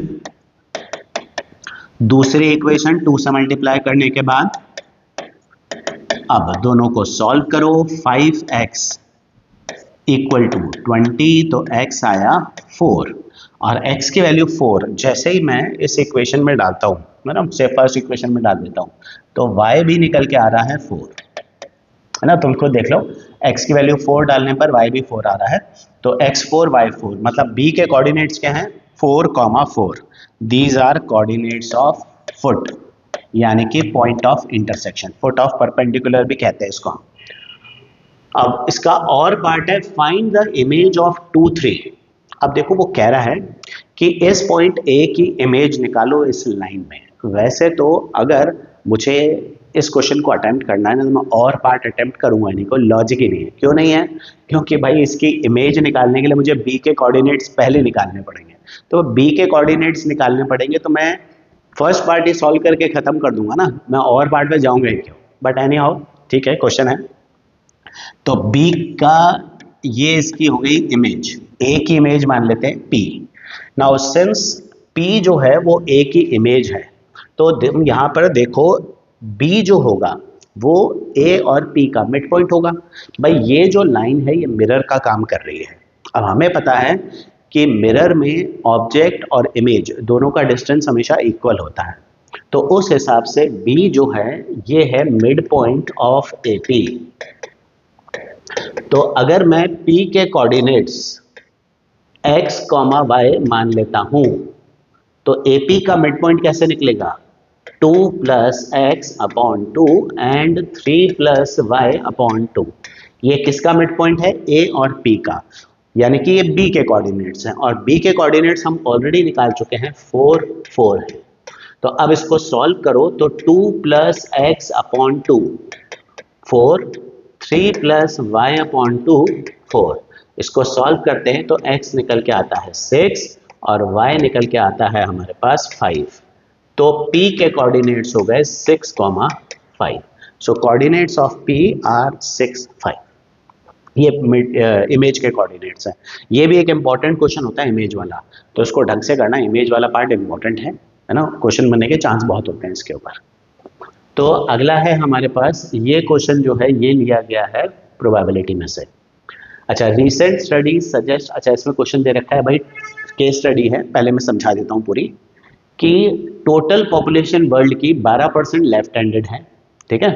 अच्छा, अब लेफ्ट हैंडेड होने के चांसेस क्या हैं, क्वेश्चन में दे रखा है ये मदर, ये फादर और ये चाइल्ड। अच्छा, अगर मदर लेफ्ट हैंडेड है और फादर भी लेफ्ट हैंडेड है, तो चाइल्ड के लेफ्ट हैंडेड होने के चांसेस 24% है। फादर अगर राइट हैंडेड है और मदर लेफ्ट हैंडेड है, तो फिर चाइल्ड के लेफ्ट हैंडेड होने के चांसेस 22% है। फादर अगर लेफ्ट हैंडेड है और मदर राइट हैंडेड है, तो चाइल्ड के लेफ्ट हैंडेड होने के चांसेस 17% है। और अगर दोनों ही राइट हैंडेड हैं, तो फिर चाइल्ड के लेफ्ट हैंडेड होने के चांसेस 9% है। तो ये चाइल्ड के लेफ्ट हैंडेड होने के चांसेस हैं जब मदर फादर के ये पोजीशन है, ठीक है। नाउ इसमें बोला है कि ए मतलब है, ए मतलब दोनों लेफ्ट हैंडेड होना, बी मतलब मदर का लेफ्ट हैंडेड होना, फादर का राइट हैंडेड होना, है ना, और सी मतलब उल्टा, और डी मतलब ये है। ये क्वेश्चन में बता रखा है। अब सब बोला है कि सबके ए बी सी डी सबके चांसेस 1/4 है। ए बी सी डी चारों इवेंट्स की प्रोबेबिलिटी 1/4 है, ये क्वेश्चन में दे रखा है। अब तुमसे पूछ रहे हैं find probability of L/C। Now ये कंडीशनल प्रोबेबिलिटी का क्वेश्चन है। L/C का मतलब है बच्चे के लेफ्ट हैंडेड होने के चांसेस, L मतलब चाइल्ड के लेफ्ट हैंडेड होने के चांसेस, चाइल्ड के लेफ्ट हैंडेड होने के चांसेस जब C इवेंट अकर हो रहा है। तो C इवेंट अकर हो रहा है तो चाइल्ड के लेफ्ट हैंडेड होने के चांसेस क्या हैं, 17% एज गिवन टू यू, 0.17, ये प्रोबेबिलिटी है। फिर पूछ रहे हैं probability of L/A। Now L/A मतलब चाइल्ड के लेफ्ट हैंडेड होने के चांसेस जब इवेंट A अकर हो रहा है, तो ये है 24%। लेफ्ट हैंडेड होने के चांसेस जब इवेंट A मतलब मदर फादर दोनों लेफ्ट हैंडेड है, तो ये प्रोबेबिलिटी आ रही है 0.24। तो जो तीसरा पार्ट है ना, उसमें मैंने थोड़ा सा करेक्शन कर दिया है, क्योंकि तीसरा पार्ट एक्चुअली बेस थ्योरम का है और बेस थ्योरम हमारे सिलेबस में है नहीं इस बार के। तो तीसरे पार्ट में प्रोबेबिलिटी निकालनी है L कॉम्प्लीमेंट बाय A की, मतलब चाइल्ड के लेफ्ट हैंडेड नहीं होने की प्रोबेबिलिटी अगर इवेंट A अकर हो रहा है। तो ऑब्वियस ही बात है, लेफ्ट हैंडेड होने की प्रोबेबिलिटी A में 0.24 है, तो लेफ्ट हैंडेड नहीं होने की प्रोबेबिलिटी उसकी हो जाएगी 0.76। तो ये हमारी प्रोबेबिलिटी जो है वो यहाँ पर निकल कर आती है। ठीक है, तो आते हैं हमारे लास्ट क्वेश्चन पर, लास्ट केस स्टडी, जो कि है कि भाई तो जो नेक्स्ट केस स्टडी है ये हमारी चैप्टर सर्कल में से, जिसमें सर्कल की इक्वेशन तुम्हें दे रखी है और इसके बाद तुम्हें बोला है कि इस सर्कल का सेंटर, रेडियस और एक कोई पॉइंट है वो सेंटर के अंदर है बाहर है वो निकालना है। कोई पॉइंट सर्कल के अंदर है बाहर है, देखो ये चीज तो हम इजीली निकाल सकते हैं, अभी हमने शुरू में डिस्कस भी किया था। सर्कल का सेंटर और रेडियस, इसके कोऑर्डिनेट्स कैसे निकालने हैं वो मैं बता देता हूँ तुम्हारे को। तो अगर मेरे पास एक सर्कल की इक्वेशन है x² + y² - 4x - 6y -12 था, उसको मैं राइट हैंड साइड पे ले जाता हूँ। तो सेंटर के कोऑर्डिनेट्स और रेडियस निकालने के लिए पहले हम x वाली टर्म्स एक साथ ले आते हैं और y वाली टर्म्स ये एक साथ ले आते हैं, = 12। अब हमें यहाँ पर बनाने हैं परफेक्ट स्क्वायर। परफेक्ट स्क्वायर्स बनाने के लिए हम लोग क्या करते हैं, जो भी x का कोफिशिएंट है उसके हाफ का स्क्वायर हम ढूंढेंगे। तो x का कोफिशिएंट क्या है, x का कोफिशिएंट है यहाँ पर -4, -4 का हाफ -2 हुआ, -2 का स्क्वायर हुआ 4। जो भी x का कोफिशिएंट है उसके हाफ का स्क्वायर, मतलब पहले हाफ करो फिर स्क्वायर करो, तो हम दोनों तरफ 4 ऐड कर देंगे। इसी तरह यहाँ पर y का कोफिशिएंट देखो -6 है, तो -6 का हाफ कितना हुआ -3 और उसका स्क्वायर 9। तो पहले आधा करो फिर स्क्वायर करो और दोनों तरफ ऐड कर दो। अब देखो ये क्या बनता है, ये बनता है x - 2 whole square plus y - 3 whole square equal to, ये बन के आता है 25, जिसको मैं लिख सकता हूँ 5 स्क्वायर। तो सर्कल की हमारी स्टैंडर्ड इक्वेशन होती है x - h whole square plus y - k whole square equal to r square. अब मैं अगर इन दोनों को कंपेयर करूं तो मेरा सेंटर के कोऑर्डिनेट्स h के निकल के आते हैं 2, 3 और रेडियस निकल के आता है 5 यूनिट्स। अब रेडियस और सेंटर कोऑर्डिनेट्स निकल गए तो तुम सब कुछ अब सॉल्व करके निकाल सकते ही हो। अब यहाँ पर हमारा ये जो वीडियो है ये तो कंप्लीट होता है। अब अगर तुम्हें कोई भी ऐसा टॉपिक है, कोई डाउट है जो तुम्हें पूछना है, जो पर्टिकुलर टॉपिक है, तो please do write in comments. I will surely try to make a video on this.